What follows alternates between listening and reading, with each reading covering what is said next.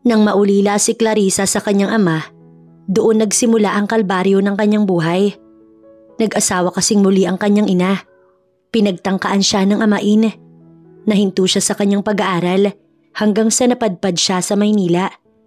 Isang recruiter ang mag-aalok kay Clarissa ng trabaho kung saan makikilala ang isang bedridden na si Sage Dominguez.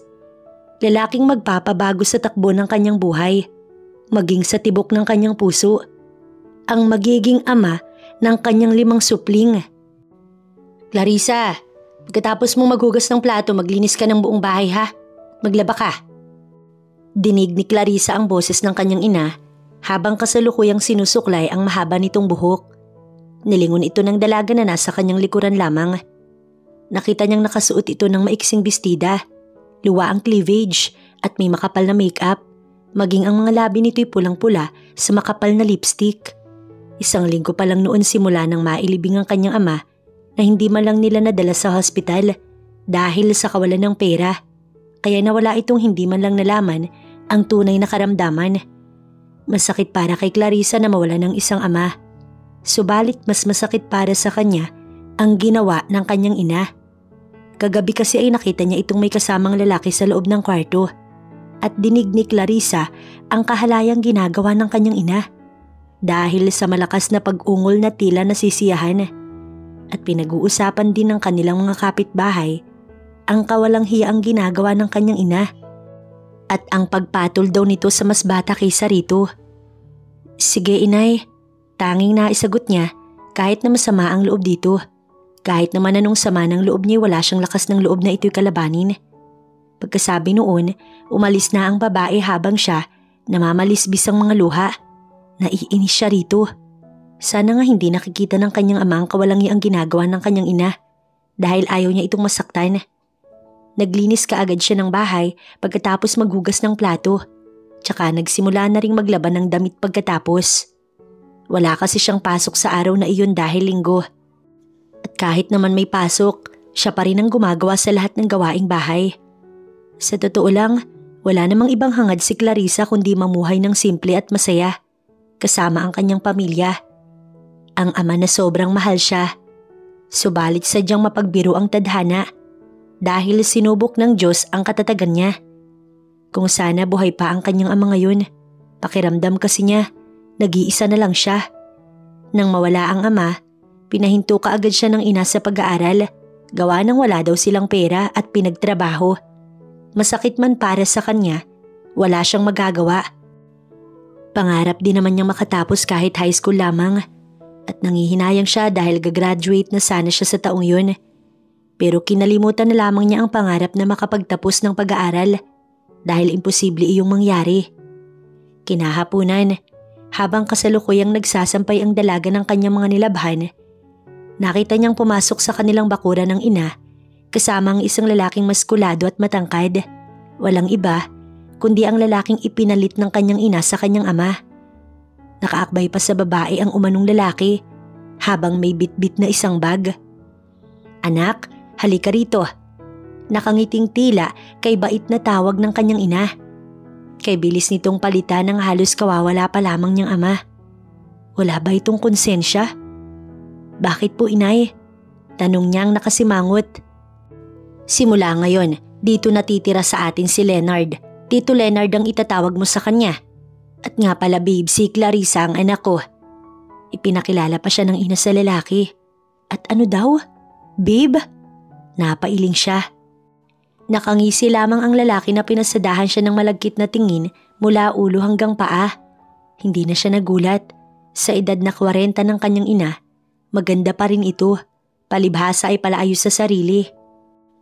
Di baling mawalan sila ng bigas, basta kumpleto sa make-up. Hindi ito pwedeng maubusan ng lipstick at lalong hindi baling mahal. Mag-aasawa na ulit ako. Total naman patay na ang iyong ama. Walang pakundangan itong sabi sa kanya. Hindi man lang ito kinilabutan. Inay, kamamatay lamang po ni Itay. Hindi pa man natatapos ang kanyang sasabihin, pero tinalikuran na siya ng dalawa at nagtungo na sa loob. Tsaka siya inutusang maghanda na makakain para sa mga ito. Sa muli, walang nagawa si Clarissa na tumalima na lamang Habang nangungulap ang kanyang mga mata sa luha, tanging pag-iyak na lang talaga ang kaya niyang gawin. Naghanda siya ng makakain at tinawag ang dalawa. Sa harap ng mesa ay naglalampungan na parang teenager ang mga ito. May pahalik pa nga ang lalaki sa ina niya habang kumakain. Naiiyak na lamang si Clarissa sa hindi makatarungang ginagawa nito.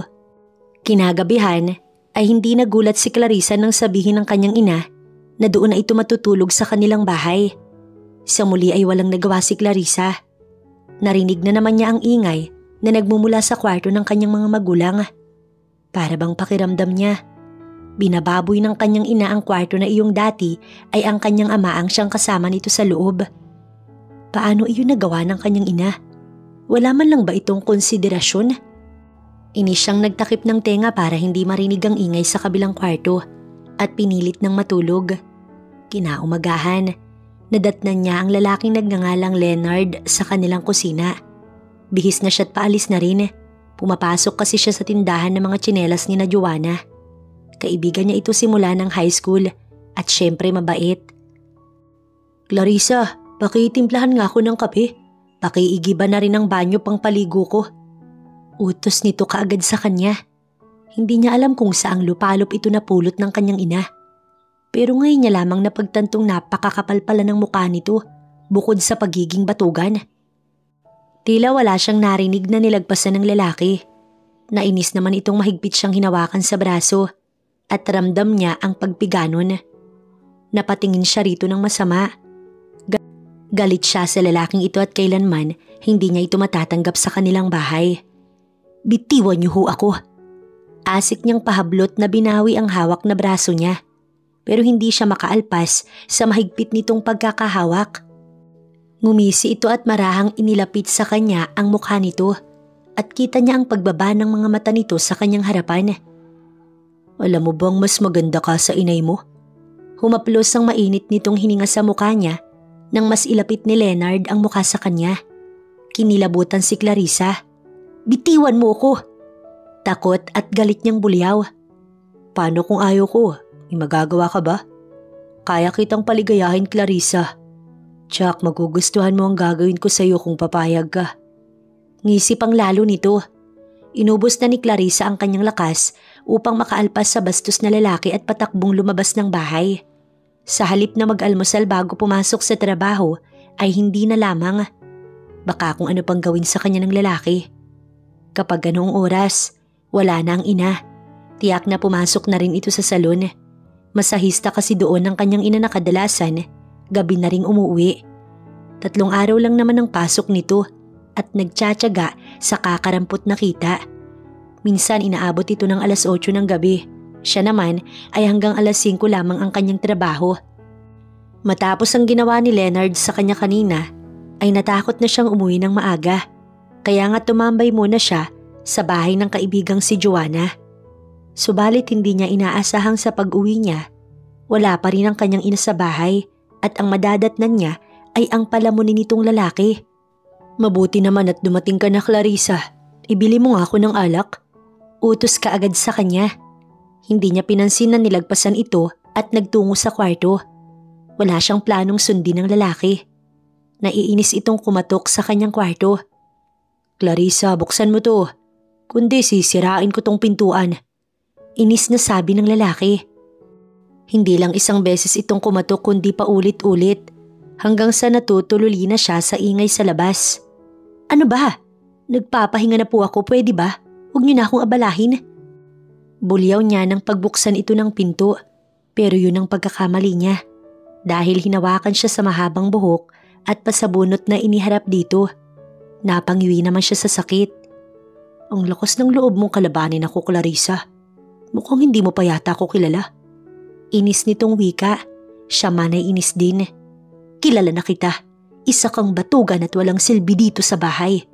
Kain tulog ka lang at umaasa sa inay ko." Hindi nakatiis ay bulyaw niya rito. Sa sinabi niya ay nagalit ito. "Alam mo ikaw, inuubos mo ang pasensya ko sa'yo.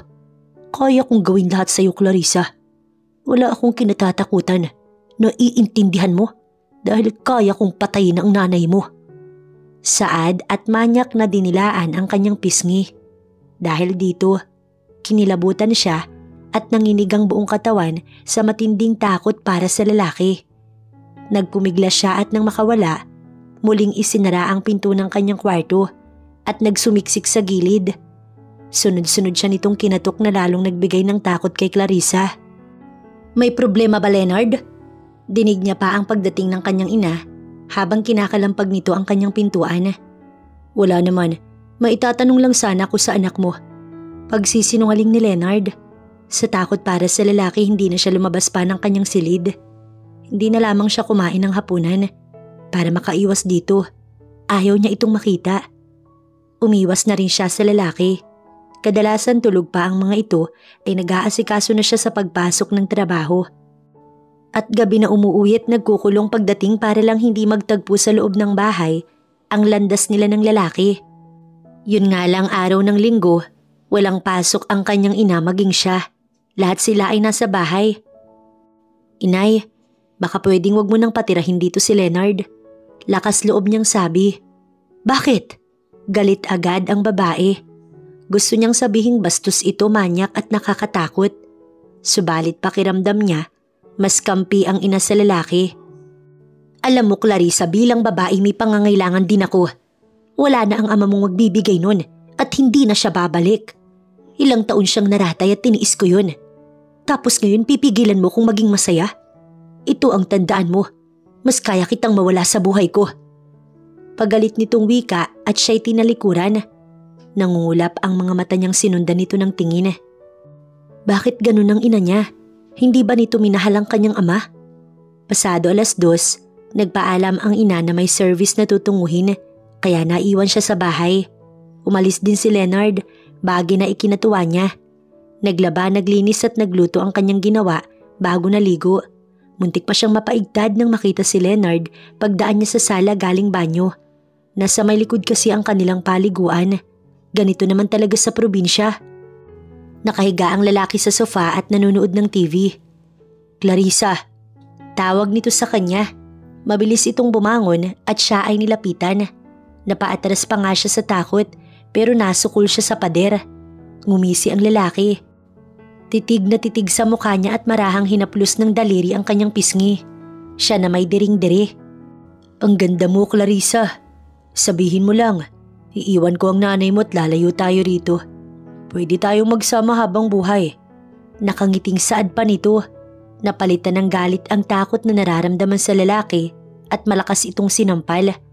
Bastos ang lalaki, walang modo. Umigting ang panga nito sa kanyang ginawa at mabilis siyang niyakap kasabay ang pagsubsob nito sa kanyang leeg. "Bitiwan mo ko, bastos! Tulong!" Sigaw niya habang pinagsasasampal ang lalaki para lang makawala rito. Noon bumukas ang pinto at galit na mukha ng kanyang ina ang bumulaga sa kanila. Agad siyang binitiwan ni Leonard at lumapit sa inay niya habang hinihingal siya sa takot. "Anong ibig sabihin nito, Clarissa?" Galit na tanong sa kanya ng ina kahit na malinaw rito ang nangyari. Kita naman ito kung paano siya binabastos ng lalaki. "Nilda, inakit ako ng anak mo pagkagaling niya ng banyo. Sinadya niyang ipakita sa akin ang dibdib niya, ang mga hita niya. Sabi niya iwan daw kita't magsama na kaming dalawa." Pagsisinungaling ng lalaki. "Sinungaling!" Hiyaw niyang napaiyak dahil binaliktad nito ang pangyayari. Sa galit ng kanyang ina, sinugod siya at pinagsasasampal. "Walang iya kang babae ka, napakalandi mo. Ang daming lalaki sa labas, si Leonard pa talaga ang gusto mo." Sa bunot, sampal at kung ano-ano pang pananakit ang natikman niya sa kanyang ina. Mas pinaniwalaan pa nito ang lalaki kahit na idepensa niya ang sarili. "Tama na, Aling Nilda. Tama na." Si Joanna iyon na umiiyak at ito inaawat. Mabilis siyang niyakap ng kaibigan niya kaya napahinto ang kanyang ina sa pananakit nito. Maaaring narinig nitong sinasaktan siya ng ina kaya napasugod ito rito. Gigil na gigil pa rin ang kanyang ina na pumasok sa kanyang silid at paglabas, dala ang kanyang mga gamit. "Lumayas ka! Wala akong kwentang anak na katulad mo! Layas!" Sigaw nito at ibinato sa kanya ang mga lumang damit niya na ang iba doon hindi nakasya sa kanya. "Inay, huwag niyo naman ho akong palayasin. Wala akong pupuntahan. Maawa po kayo sa akin, pakiusap. Iyak ni Clarissa na halos maglumuhod sa harapan ng babae. Simula ngayon, wala na akong anak, Clarissa. Itinatakwil na kita. Pagkasabi nun, ipinagtulakan na siya palabas ng bahay kasama ang kanyang mga damit. Ilang beses pa niyang kinalampag ang pinto at nagmakaawa. Wala na siyang pakailam kung pinagtitinginan na siya ng mga tsismosa nilang kapitbahay. Subalit hindi na siya nito pinagbuksan. Talagang itinakwil siya ng ina at mas pinili nito ang lalaking iyon. Mabuti na lang at nasa tabi niya si Joanna at siya'y tinulungan. Huwag mo nang intindihin ang inay mo, Clarissa. Magsisisi din siya sa pagpili niya sa lalaking yun kaysa sa sarili niyang anak. Pansamantala, sa bahay ka muna. Hinahagod ng kaibigan ang kanyang likod. Umiiyak siya habang papalayo sa kanilang bahay. Sa isang banda, mabuti na rin ang nangyari. At least hindi na dungisan ni Leonard ang kanyang dangal. Yun nga lang ay nahihiya siyang makitira sa bahay ng kaibigan. Bahala na ang kanyang ina sa buhay nito. Tutal pinabayaan na rin naman siya ng makatinyang ina. Kinamumuhian niya na ito simula sa araw na iyon sa pagpili nito sa lalaking sinungaling. Tinanggap naman siya sa bahay ni na Joanna ng magulang nito matapos sabihin ni Joanna ang nangyari kanina. Tama lang ang ginawa mo, Clarissa. Kami man ay hindi matutuwa sa pakikitungo ng ina mo sa'yo. Mas pinahahalagahan pa niya ang ibang tao kaysa sa sarili niyang anak. Iiling-iling ang ina ni Joanna. Iyak lang ang naging tugon niya. Nahihiya siyang hindi mawari sa mga nangyari. At lalong nahihiya siyang makitira sa bahay ng kaibigan kahit na dito siya nagtatrabaho. 3 magkakapatid kasi ang mga ito at hindi naman kalakihan ng bahay. Ang pagtitinda ng tsinelas sa gilid ng kalye ay hindi naman kalakihan ng kita. Tumutulong na nga siya sa mga gawaing bahay dahil libre naman siya sa pagkain. Pasalamat na lang siyang mababait ang mga ito sa kanya. Minsan, mas okay pang ibang tao kaysa sa sarili mong kadugo. Anong sabi mo? Luluwas ka ng Maynila? Takang tanong ni Joanna sa kanya. 1 buwan na ang nakalipas simula nang palayasin siya ng ina. May naipon na siyang pamasahe paluwas ng Maynila. Ayaw kong iwan ng Dumaguete pero syempre, mas malaki ang oportunidad sa Maynila. Paliwanag niya rito. Mabuti si Joanna nakapagpatuloy sa pag-aaral at malaki ang chance na makapasok ng maayos na trabaho pagka-graduate ng kolehiyo. Samantalang siya, anong naghihintay sa kanya? Wala. Nalungkot ito sa narinig. Pasensya ka na ha. Maliit lang ang kayang ipasahod sa'yo ni Mama. Alam mo namang maliit lang din ang kita sa tindahan niya. Ito pa ang humingi ng pasensya sa kanya. Ano ka ba, Joanna? Yung pagiging mabuti niyo sa akin, walang katumbas na halaga yun. Masaya ako dito sa inyo pero hindi naman panghabang buhay andito lang ako. Gusto kong ipakita kay inay na sa kabila ng ginawa niya, na kaya kong tumayo sa sarili kong mga paa. Malungkot niyang wika. Naiiyak siya nitong niyakap. Mag-iingat ka doon, Clarissa. Malawak ang Maynila. Mas maraming masasamang tao doon at mapagsamantala. Mahal na mahal kita, best friend. Hinagod niya ang likod nito. Desididong-desidido na siya sa kanyang desisyon. Ganun pa man, ay thankful siya dahil may mas puso ang mga ito kaysa sa kanyang ina. Hindi na siya nito mapipigilan. Huwag kang mag-alala, mag-iingat ako. Tsaka kapag nagkaroon ako ng cellphone, tatawagan kita. Siya may naluluha din habang nakayakap dito. Kinagabihan, nagpaalam din siya sa mag-asawang kumupkup sa kanya, ang mga magulang ni Joanna. Ayaw sana siya nitong payagan, lalo't wala naman siyang pupuntahan, kundi makikipagsapalaran lamang siya. Subalit nagpumilit si Clarissa. Buo na ang kanyang pasya. Kailangan niyang gawin ito para makapagsimula. Simula nang paalisin siya ng ina, hindi na siya nagka-interes pang malaman ng tungkol dito. Wala na rin siyang pakailam kung pakalunod ito sa kandungan ng lalaking yun. Kinabukasan, maaga pa, inihatid na siya ni Joanna sa terminal ng bus pa Maynila. Kasama niya itong kumuha ng tiket at inihatid din siya sa bus. Matagal silang nagyakap dahil mamimiss nila ang isa't isa. Para na rin niyang pamilya ang mga ito at hindi niya makalilimutan ang kabutihan sa puso ang buong pamilya nitong tumanggap sa kanya. Ngayong tuluyan na nga siyang nakalayo sa lugar na sinilangan, anong buhay ang nag-aantay sa kanya sa syudad?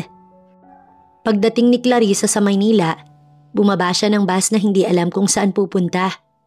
Bit-bit ang bag na may lamang kakaunting damit na humalo sa mga taong naglakad pagbaba niya ng sasakyan. Tulala at nag-iisip kung saan siya pupunta. Nakatingala siya sa matataas na building. Mataas na ang araw at masakit iyon sa kanyang balat. Nasisilaw din siya sa sikat ng araw. Ang una niyang balak gawin ngayon ay maghanap ng trabaho. Kahit anong trabaho. Katulong man yan or siradora kahit ang janitress. Wala siyang pipiliing trabaho. "Excuse me, ako si Miranda. Bagong dating kang Maynila, no?" Isang babaeng mataba ang lumapit sa kanya. Nakangiti pa at mukha namang mabait. "Ako ho, ma'am?" Magalang niyang tanong. "Yes, ikaw nga. What's your name?" Magiliw nitong tanong. Tinignan muna niya itong mabuti. Sa tansya niya, kaedad lang ito ng kanyang ina. "Ako ho si Clarissa." Nagawa niyang magpakilala. Ngumiti itong lalo. "Napansin kita kanina pagbaba mo ng bus. Malungkot at sa tingin ko may malaki kang problema.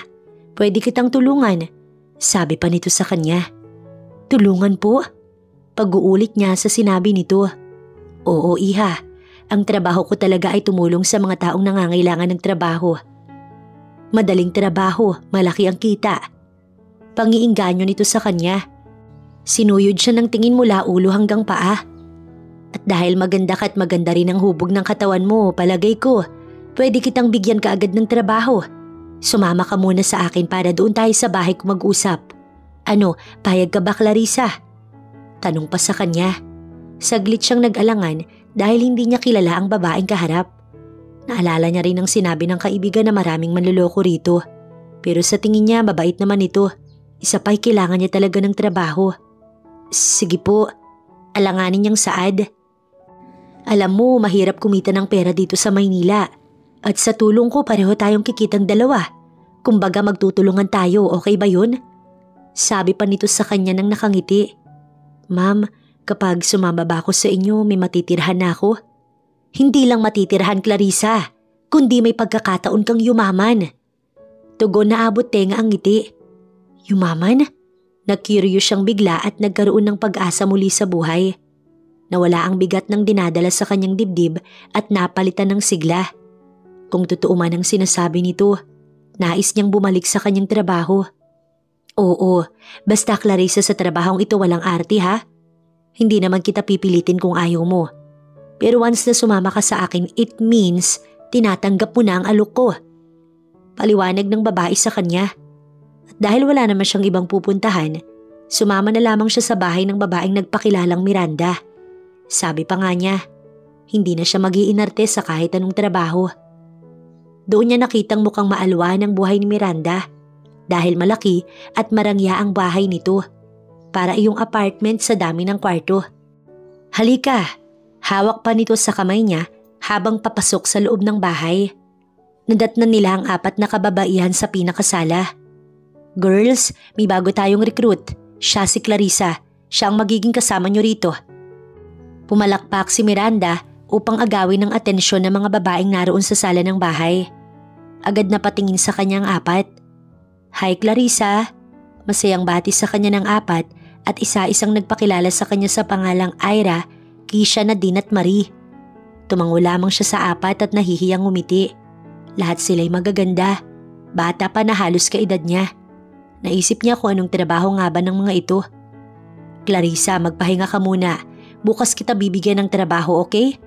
Sabi nito sa kanya bago binalingan ng isa sa kababaihan at inutusan siyang dalhin sa isang bakanting kwarto. "Halika Clarissa, bawal ang mahiyain dito ha." Si Keisha iyon na binitbit ang bag niya at nauna ng maglakad. Tinungo nila ang isang kwarto at ito na rin ang nagbukas. "Ito ang magiging kwarto mo. Magpahinga ka muna," sabi ni Madam. Ngiti ng babae sa kanya. "Salamat Keisha." Nginitian niya rin ito dahil mabait sa kanya ang babae. Naalala niya tuloy si Joanna na kanyang kaibigan. "Walang anuman, saan ka nga pala probinsya galing?" Mabait nitong tanong sa kanya na pumasok din sa loob ng silid. "Galing ako ng Dumaguete at nagbabaka sakaling makahanap ng trabaho rito. Mabuti na lang at nakita ko ni Ma'am Miranda sa bus station kanina." Ang sabi niya rito. "Taga Dumaguete kami't laing isuda kami." Bulalas nito sa kanya Gamit ang salitang Iloko ng ibig sabihin, parehas silang taga Dumaguete. Natuwa siyang yumakap sa kababayan. Hinila din siya nitong umupo sa gilid ng kama upang makapagkwentuhan sa babae na tila ba nakatagpo siya ng bagong kaibigan. Buti naman at may kaibigan na agad ako dito. Matanong ko lang ha, ano bang trabaho ang ibibigay sa akin ni Ma'am Miranda? Si Ma'am Miranda ay isang recruiter. Naghahanap siya ng magaganda at sexing tulad natin para sa mga customer niya na naghahanap ng aliw at feeling ko, ikaw na ang hinihintay ni Sir Sage Dominguez. Kinabahan siya sa sinabi ng bagong kaibigan. Hindi niya akalaing magbibigay siya ng aliw. Sino yun? Ang pangalan na binanggit ko, siya yung milyonaryong bedridden na naghahanap ng babaeng magpapaligaya sa kanya sa kama. Ano? Naibulalas ng dalaga sa pagkagulat dahil hindi niya akalaing iyon ang kasasadlakan niyang trabaho sa Maynila. Bigla siyang natakot. Bakit? Ayaw mo bang yumaman? Balita ko, super yaman daw ng Sage Dominguez na ito. Tsaka alam mo ba, super gwapo din daw sabi lang dahil hindi naman namin nakita. Nakanguso nitong wika. Kinilabutan pa siya na tila iniisip kung anong kahalayan at kamanyakang mayroon ng lalaking binanggit ni Keisha. Ayoko, ikaw na lang or di kaya si Ira, si Nadine at Marie. Sabi pa niya na biglang natakot. Umiling naman ito. Ewan ko lang girl, dahil tinanggihan kami nitong lalaki at hindi namin alam kung bakit at anong hanap niya sa babae. Ang choosy, kagaganda na nga namin. Dagdag nito na humagalpak ng tawa. Nakakahawa ang tawa nito na kahit sa ganoong trabaho, hindi naman nakikitaan ng takot or baka sanay na. Tuloy hindi niya rin maiwasang maging komportable itong kausap. Napapangiti siya at napapaisip kung tutuloy ba siya sa trabahong iyon. Pwede naman siyang umatras kung ayaw niya. Pero mas naaaliw siya sa pakikipagkwentuhan kay Keisha na hindi niya namalaya ng oras. Kinabukasan pagkagising ay nag-almusal kaagad sila sabay-sabay na 5 at pinaligo na siya ni Madam Miranda para daw sa photoshoots. Pinaliwanag naman iyon sa kanya ni Keisha. Pictures lang daw kasi ang ipapadala ni Madam sa customer at kapag nagustuhan, tsaka siya tatawagan. Pero isa man sa mga ito hindi pa nakikita ang Sage Dominguez na magiging customer niya. 4 na buwan na nga raw itong customer ni Madam pero walang natipuhan sa 4 na kasamahan niya. Kung tutuusin tama si Keisha, magaganda at sexy ang mga ito. Mukhang maarte at matandang milyonaryong Sage na yun. Manyak naman. Isip-isip lang ni Clarissa. Isusuot ko ho to? Halos lumuwa ang mata niya nang makita ang damit na ibinigay sa kanya ni Madam Miranda. Natawa pa ito sa kanyang reaksyon. Aba, natural. Alangan namang titigan mo lang yan. Pamimiloso po nito at tumawa. Di ba sinabi ko sa iyong walang arte-arte sa work na ito, Clarissa? Isipin mo, magbibigay ka ng aliw sa isang bedridden, kaya bawal ang mahiyain at ikaw ang magtatrabaho. Kung gusto mong maging milyonarya, aba, hindi basta-bastang tao si Sage kahit nakatali na siya sa kama or sa wheelchair. Napakadami nitong pera. Kaya wag na wag kang mahihiya kung gusto mong kumain gamit ang gintong kutsara. Sabi nito na sumeryoso. Paano yun madam? Wala naman akong experience. Hindi ako marunong pagdating sa kama. Halos maiyak siya. Ngayon pa lang pakiramdam niya, hindi niya magagawa ang bagay na iyon. Ano? Virgin ka pa? Nagulat ito sa kanyang sinabi pero sa huli ay napangiti pa. Nahihiya siyang tumango. Walang problema, mas bet ni Sir Sage kapag ganun, baka nga pakasalan ka pa. Ngiti-ngiti nitong sabi, napamulagat si Clarissa. Ako? Magpapakasal sa gurang na bedridden, tas manyak pa? Bulong ng isipan ni Clarissa na gustong umiling. Sige na magbihis ka na para masimulan na natin to. Utos ni Madam Miranda sa kanya. Marahas siyang napabuntong hininga, tsaka sapilitang nagbihis ng damit na iyon. Putok lahat ng nakaumbok sa kanya pagkatapos humarap sa salamin at kita ang sexy niyang katawan. Perfect, tsak magugustuhan ka ni Sir Sage. Sabi pa nitong nakangiti. Si Madam Miranda na rin ang nag-makeup sa kanya habang ipinaliliwanag ang mga dapat niyang gawin kapag nasa harap na siya ng gurang na lalaki. Pagkatapos ng picture taking, nagbihis siya ulit ng maayos na damit at ang tanging hihintayin niya na lang ay ang response ng lalaking customer nito. Ang tawag daw sa trabahong iyon ay on-call customer. Ganon din ang ginagawa ng 4. Si Madam Miranda ang naghahanap ng customer at syempre lahat iyon ay bigatin. Kalahati ang makukuha ng babae sa ibabayad ng customer sa kahit na sino sa kanila. Milyon ang halaga ng isang gabi at lahat gwapo. Sabi nga ni Keisha, nitong huli niyang customer ay 1 week ito sa naging customer. Nag-around the world pa nga ang mga ito. Isinama ang babae sa Dubai at namasyal ng bongga, ipinag-shopping pa. At kahit may edad na ang lalaki, syempre yummy at na-enjoy ni Keisha yun. Kaya marahil na panatag ang loob niya at ikinalma ang kabang nararamdaman para sa paghaharap nila nitong si Sage kung magugustuhan nga siya. Naaliw siyang makipagkwentuhan sa mga kasamahan habang hinihintay ang resulta.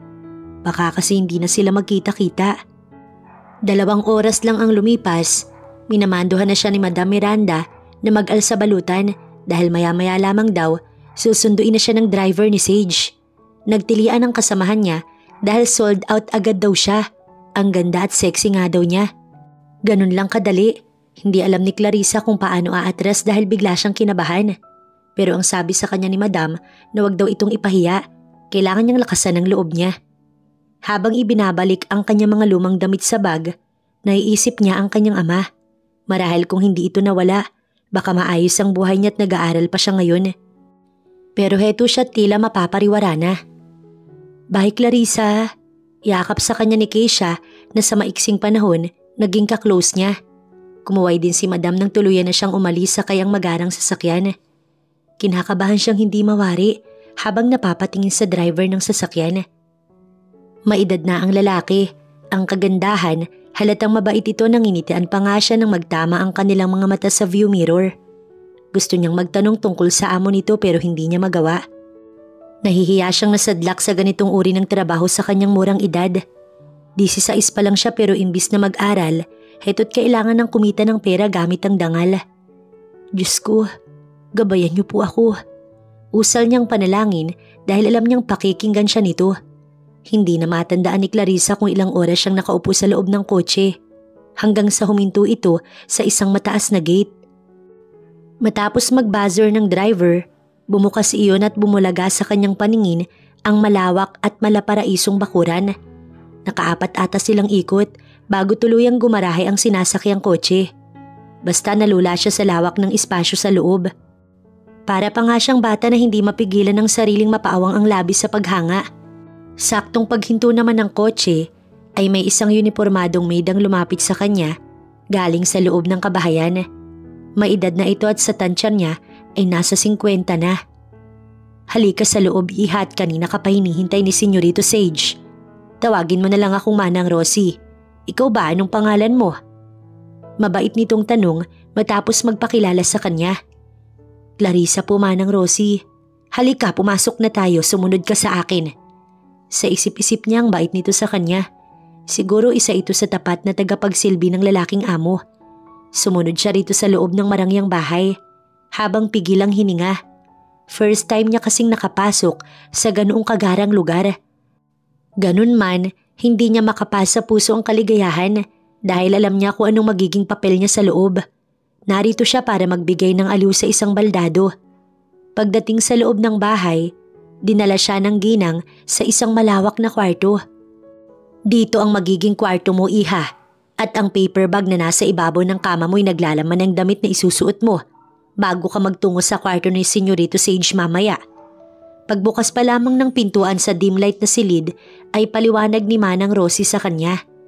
Alanganin lamang siyang napatingin sa ginang. Ano bang dapat niyang sabihin? Wala kaya tumango lamang siya. Maiwan na kita, iha. Magbihis ka na ha, pagkatapos ay dumiretso ka na sa pangatlong pinto mula sa silid na ito. Inang kwarto ni Senyorito Sage. Mabait siyang minanduhan bago siya iniwan. Matagal bago nakakilos si Clarissa sa kanyang kinatatayuan. Pero kailangan niyang gawin kahit labag man iyon sa kanyang kalooban. Binuklat niya ang damit na sinasabi ni Manang. Wala iyong pagkakaiba sa ipinasuot sa kanya ni Madam Miranda. Manipis, maiksi at litaw ang magandang hubog ng kanyang katawan. Napaka-literal na manyak talaga ang Sage Dominguez na yun. Matagal pa niyang tinitigan ng sarili sa full-size mirror na nasa kanyang harapan. Napakaswerte niyang binayayaan ng magandang mukha at katawan. Nga lang hindi niya iyon magagamit sa maayos na paraan. Mawawalan iyon ng halaga dahil sa kahirapan at sa pagnais na tumayo sa sarili niyang mga paa para lang mapatunayan sa ina na kayang-kaya niya. Ilang sandali pa, lumabas na si Clarissa ng kanyang silid bago pa siya mapaiyak. Naninikip kasi ang kanyang dibdib sa tuwing maalala ang ginawa ng kanyang ina. Isa pa'y tiyak niyang naiinip na ang matandang manyak sa loob ng silid. Nakadalawang katok ang dalaga bago bumukas ang pinto nang marating ang binanggit na silid ni Manang Rosie. Sumalubong sa kanya ang mabangong amoy ng kwarto at malamig na temperatura. Marahan siyang pumasok sa dim light na silid habang inaaninag sa loob ang lalaking bumili sa kanya. Gusto niyang makita ang mukha nito, bagaman kabado. Napakatahimik sa loob na lalong nagbibigay sa kanya ng kaba. Ikinagulat pa niya ang kusang pagsara ng pintuan. "Hi." Bati sa kanya ng sexing boses mula sa kanyang likuran na agad niyang ikinalingon. Nagulat siya nang malingunan ng lalaking nakaupo sa wheelchair. Hindi iyon katulad ng inaasahan niyang matanda dahil ang lalaking kaharap niya ngayon ay halos kaedad niya lamang. Napangangatuloy si Clarissa nang gumulong palapit sa kanya ang wheelchair na kinauupuan nito, kung kaya mas naging malinaw sa kanya ang mukha ng lalaki. May kakaibang angking kagwapuhan ito. Tipong hindi niya maikurap ang kanyang mga mata. Napalunok pa siya nang tuluyan itong makalapit sa kanya. Awang ang mga labing nakatitig dito. "Have you anything to say?" Tanong nito sa kanya sa magandang boses. "Ikaw si Sage?" Wala sa sarilit mahina niyang naibulalas kaya napakunot ang noo nito. "Ako nga, may iba ka pa bang inaasahan?" Tanong nito habang mapanuri ang mga matang naglalakbay sa kanyang kabuuan. Hindi nakaligtas sa kanyang paningin ang biglang rumihistrong paghanga sa mga mata ng lalaki. "Akala ko matanda ka na." Nakita niya ang muling pagkunot ng noo nito. At upang makasigurong hindi imahinasyon lamang ang lalaki, nilapitan ito ng dalaga at dinama ang pisngi ni Sage.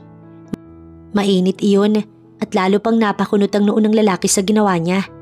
Naramdaman niya ring hinawakan siya nito sa kamay at nagtagpo ang mga titig nila sa dilim na para bang binabasa ang laman ng kani-kanilang isipan. Mali ang kanyang akala na isang gurang ang lalaki. Hindi rin ito mukhang manyak dahil maamo ang mukha ng lalaki. "Just do your job then." Usal nito na ikinakurap niya. "Ano bang gagawin ko?" Nakatanga niyang tanong. "Wait, hindi ba ipinaliwanag sa'yo ni Miranda ang dapat mong gawin kung bakit ka narito?" Sapo nito sa sintido. Napatango si Clarissa. "Sabi niya, paliligayahin daw kita sa kama. Gagawin ko ba talaga yun?" Kinakabahan niyang tanong sa lalaki. Hindi niya kasi alam kung paano magsisimula. Wala kasi siyang alam. "Yes, of course. Alangan namang magtitigan lang tayo rito magdamag. Kaya ka nga pumasok sa trabahong to, diba? Para magbigay ng aliw. Besides, hindi ako nagbayad ng malaking halaga para lang sa wala." Nagsusungit nitong saad sa kanya. Nainis marahil na wala siyang alam. Malungkot siyang tumitingin dito. "Tama ka.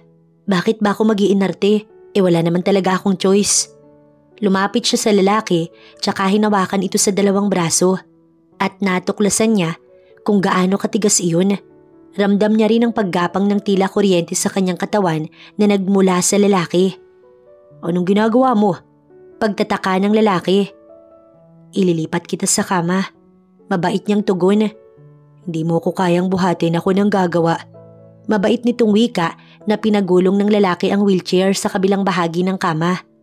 Pinanood dito ni Clarissa na hirap lumipat sa kama mag-isa kahit na ang lapit ng wheelchair sa higaan.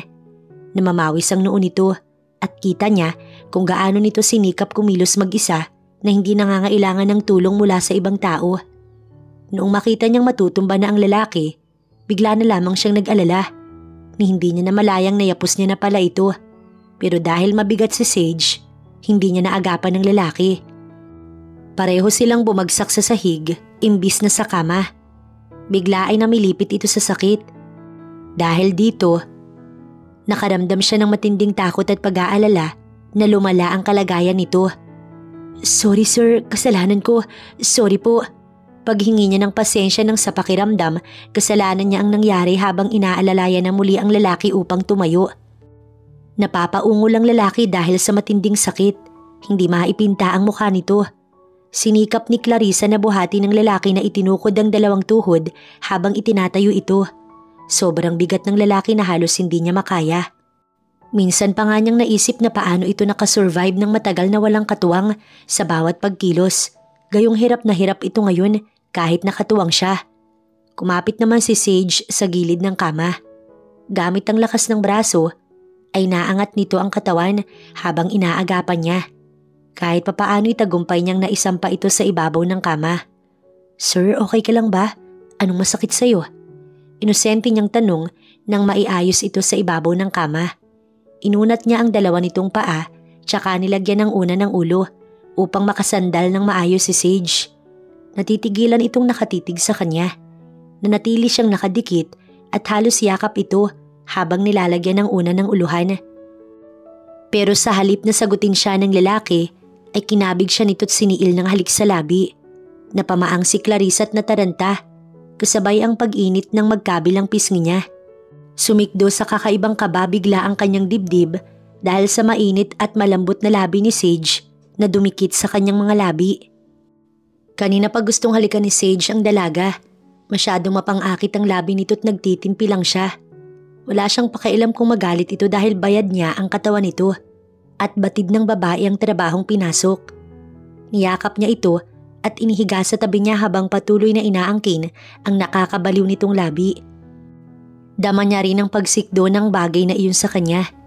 Taon na ang lumipas at wala na siyang kakayanang magpaligaya sa kahit na sinong babae. Dahil sa kanyang kondisyon at ang inaasahan niyang gagawa nun ay ang babaeng kasama ngayon. Pero ni hindi man lang ito marunong humalik. Dahil wala siyang nararamdamang pagtugon sa kanyang halik. Inihinto niya ang ginagawa at tinitigan ng babae. Nakatulala pa ito sa pagkagulat. Nainis siya dahil tila ba hindi ito sanay. Paano naman siya masisihan sa ikinikilos nito? Gusto niya tuloy magmura sa inis. "Ano ba? Gagawin mo ba ang trabaho mo?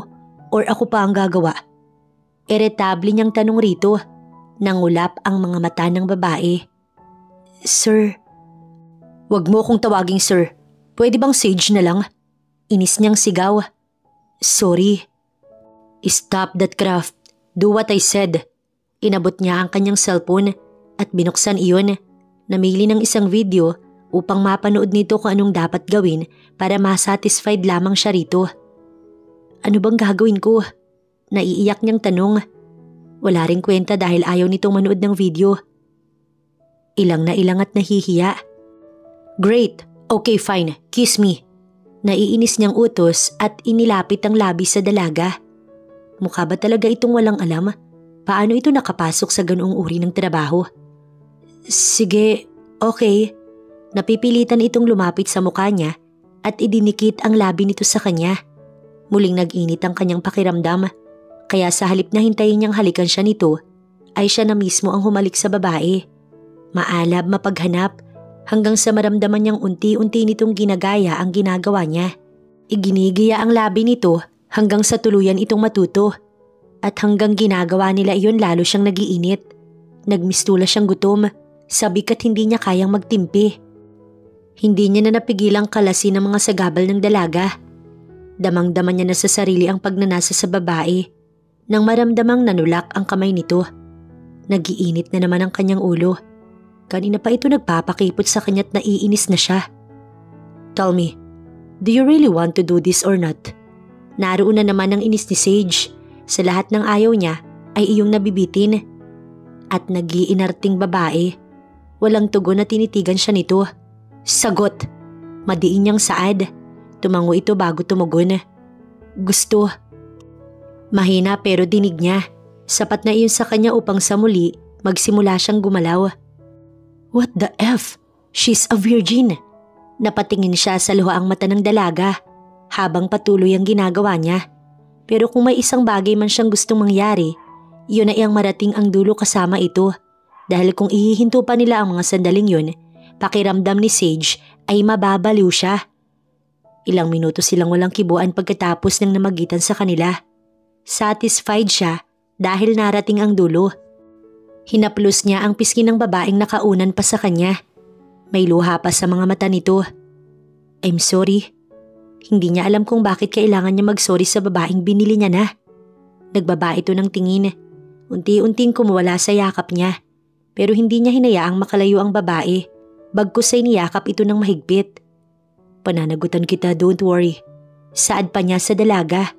Hindi niya alam kung saan niya hinugot ang salitang yun. Matapos matuklas ang malinis niya itong nakuha. Nababasa niya sa inosente nitong mga mata ang rason ng babae kung bakit nito pinasok ang ganoong uri ng trabaho. Sabi nga ni Miranda, bagong luwas lamang si Clarissa dito sa Maynila. Maaaring mapariwara ito kung ibabalik niya sa kasa. Parang hindi niya rin kayang hayaan itong maangkin ng iba. Tila na love at first sight siya sa dalaga. Walang tugon mula kay Clarissa, pero nag-angat ito ng paningin at tumitig sa mga mata niya. Pananagutan kita, kaya mo bang magpakasal sa akin? May kahong kaganitong tanong sa babae para makita niyang nangislap ang mga mata nito.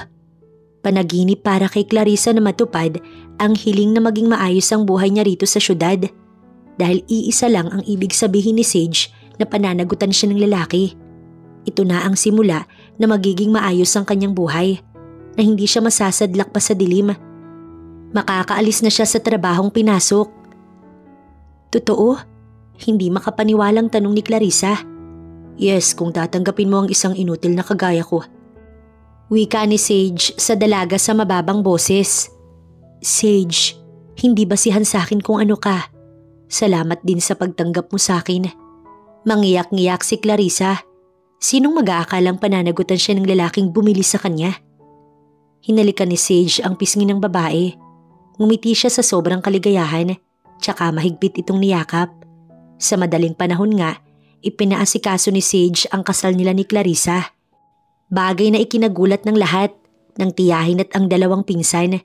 Sabay-sabay na sumugod ang mga ito at hindi makapaniwala na pakakasalan niya ang katulad ni Clarissa na isang hamak na taga-probinsya lamang.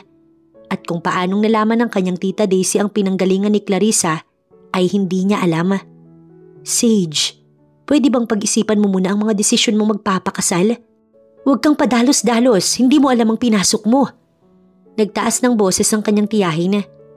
Wala itong pakialam sa damdamin ng babaeng nasa kanyang tabi, kay Clarissa. Tita, dahan-dahan kayo sa pananalita nyo.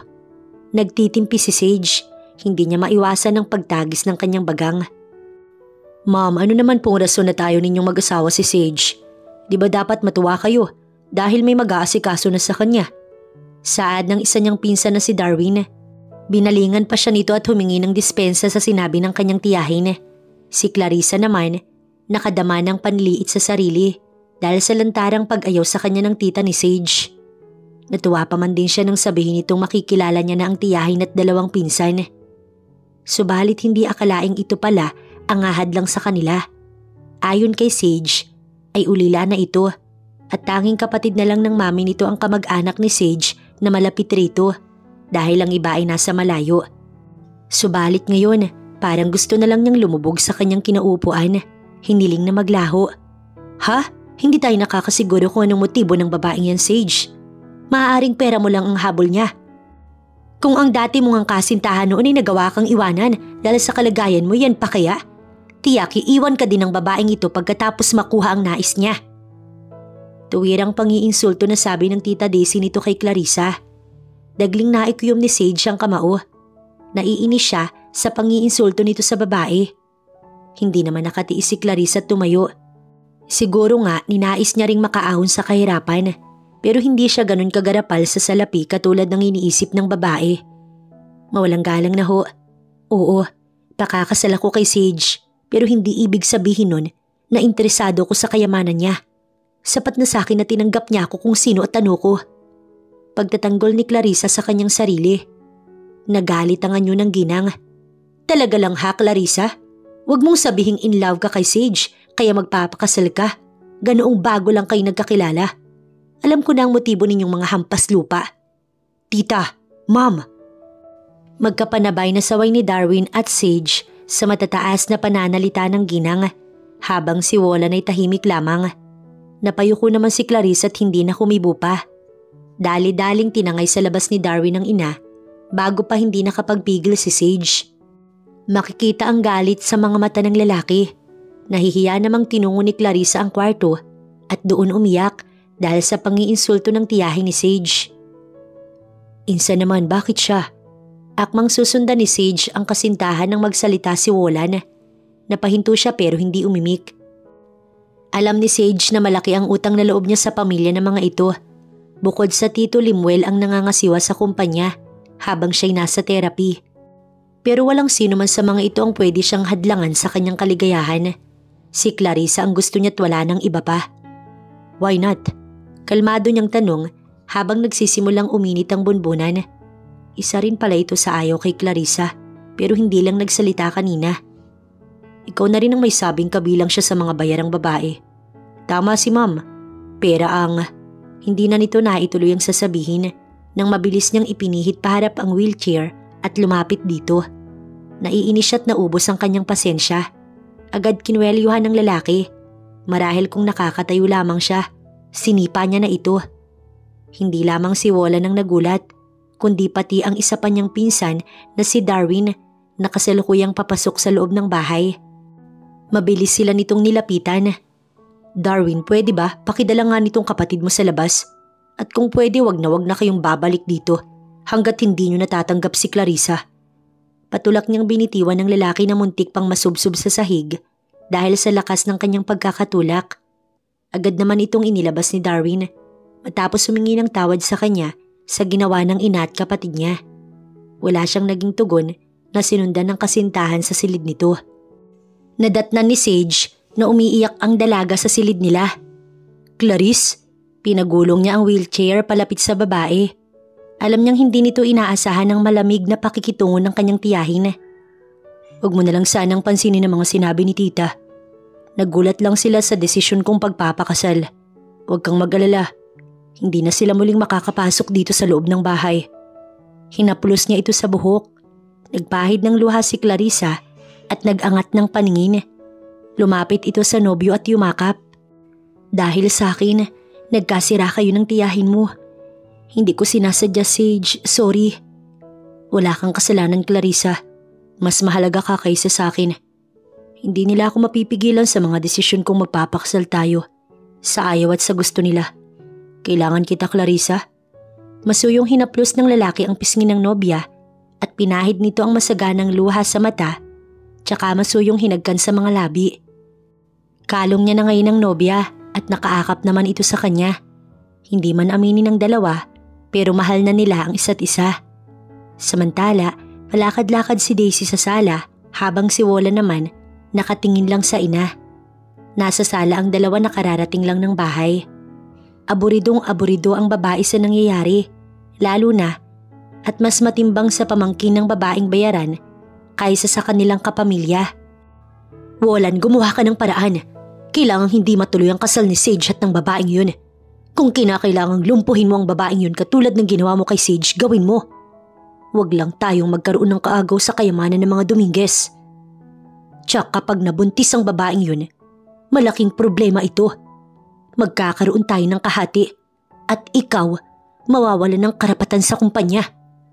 Galit naman doon ni Daisy sa panganay na anak. Yes ma'am, huwag kayo mag-alala. Nakangising sabi ni Wolan na ngayon pa lang plano ng kidnapin si Clarissa at patayin. Magkasundo ang mag-ina sa maitim na balak para sa magkasintahan na nagtatawanan pa.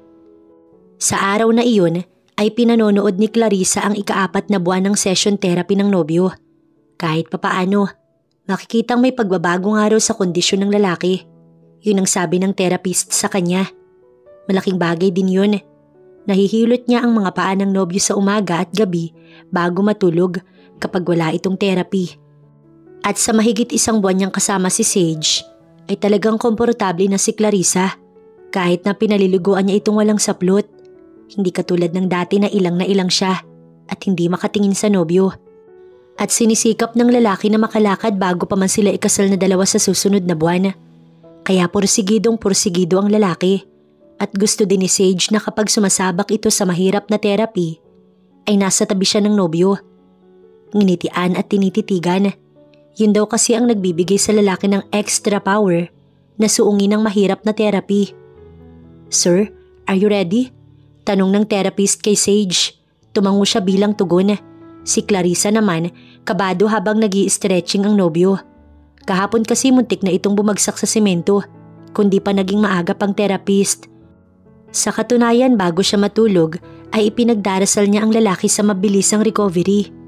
2 hours lang ang session therapy nito araw-araw dahil madaling mapagod ang lalaki.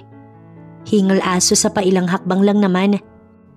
Pero sa araw na iyon ay himalang nakatatlong oras ang lalaki. Napagod ka ba? Tanong niya sa nobyo habang itinutulak ang wheelchair patungo sa kwarto. No, makita lang kita, tanggal lahat ng pagod ko. Ramdam niyang ginanap ni Sage ang kanyang palad. Mabuti naman kung ganun. Nangingiti niyang saad. Pagdating nila sa kwarto, inalalayan niya na itong sumampas sa kama upang makapagpahinga na ang lalaki. Pero pilyo siyang niyakap at inihiga sa tabi nito. Tabihan mo lang ako habang nagpapahinga. Paglalambing ng nobyo. Okay, nginitian niya ito tsaka binihisan muna bago tinabihan. Sa pagod marahil ng lalaki, nakatulog itong siya yakap. Nanatiling gising si Clarissa na nakatitig lang sa gwapong nobyo. Hindi niya maiwasang malungkot nang maalala ang tiyahin nitong against sa kanilang relasyon. Pero hanggat hindi siya binibitiwan ng lalaki, mananatili siya sa tabi nito. Alam mo ba, ngayon ko lang nakita yung si Sir na muling tumawa at ngumiti matapos ng trahedyang nangyari sa buhay niya. Wika ni Manang Rosie habang naghahanda sila ng hapunan. Hinayaan niyang matulog ang lalaki sa silid nito at lumabas siya upang tulungan ng ginang na mag-prepare ng kanilang hapunan. Naroon na naman ang curiosity sa nangyari kay Sage pero alam niyang ayaw itong pag-usapan. Totoo po bang iniwan siya ng dating kasintahan dahil sa hindi na siya makalakad? Matagal na silang may relasyon. Katunayan na ikakasal na sila dapat bago na disgrasya itong si Sage. Kaso iniwan siya ni Olivia. Nasaktan si Sir kaya naging malungkot ang buhay niya.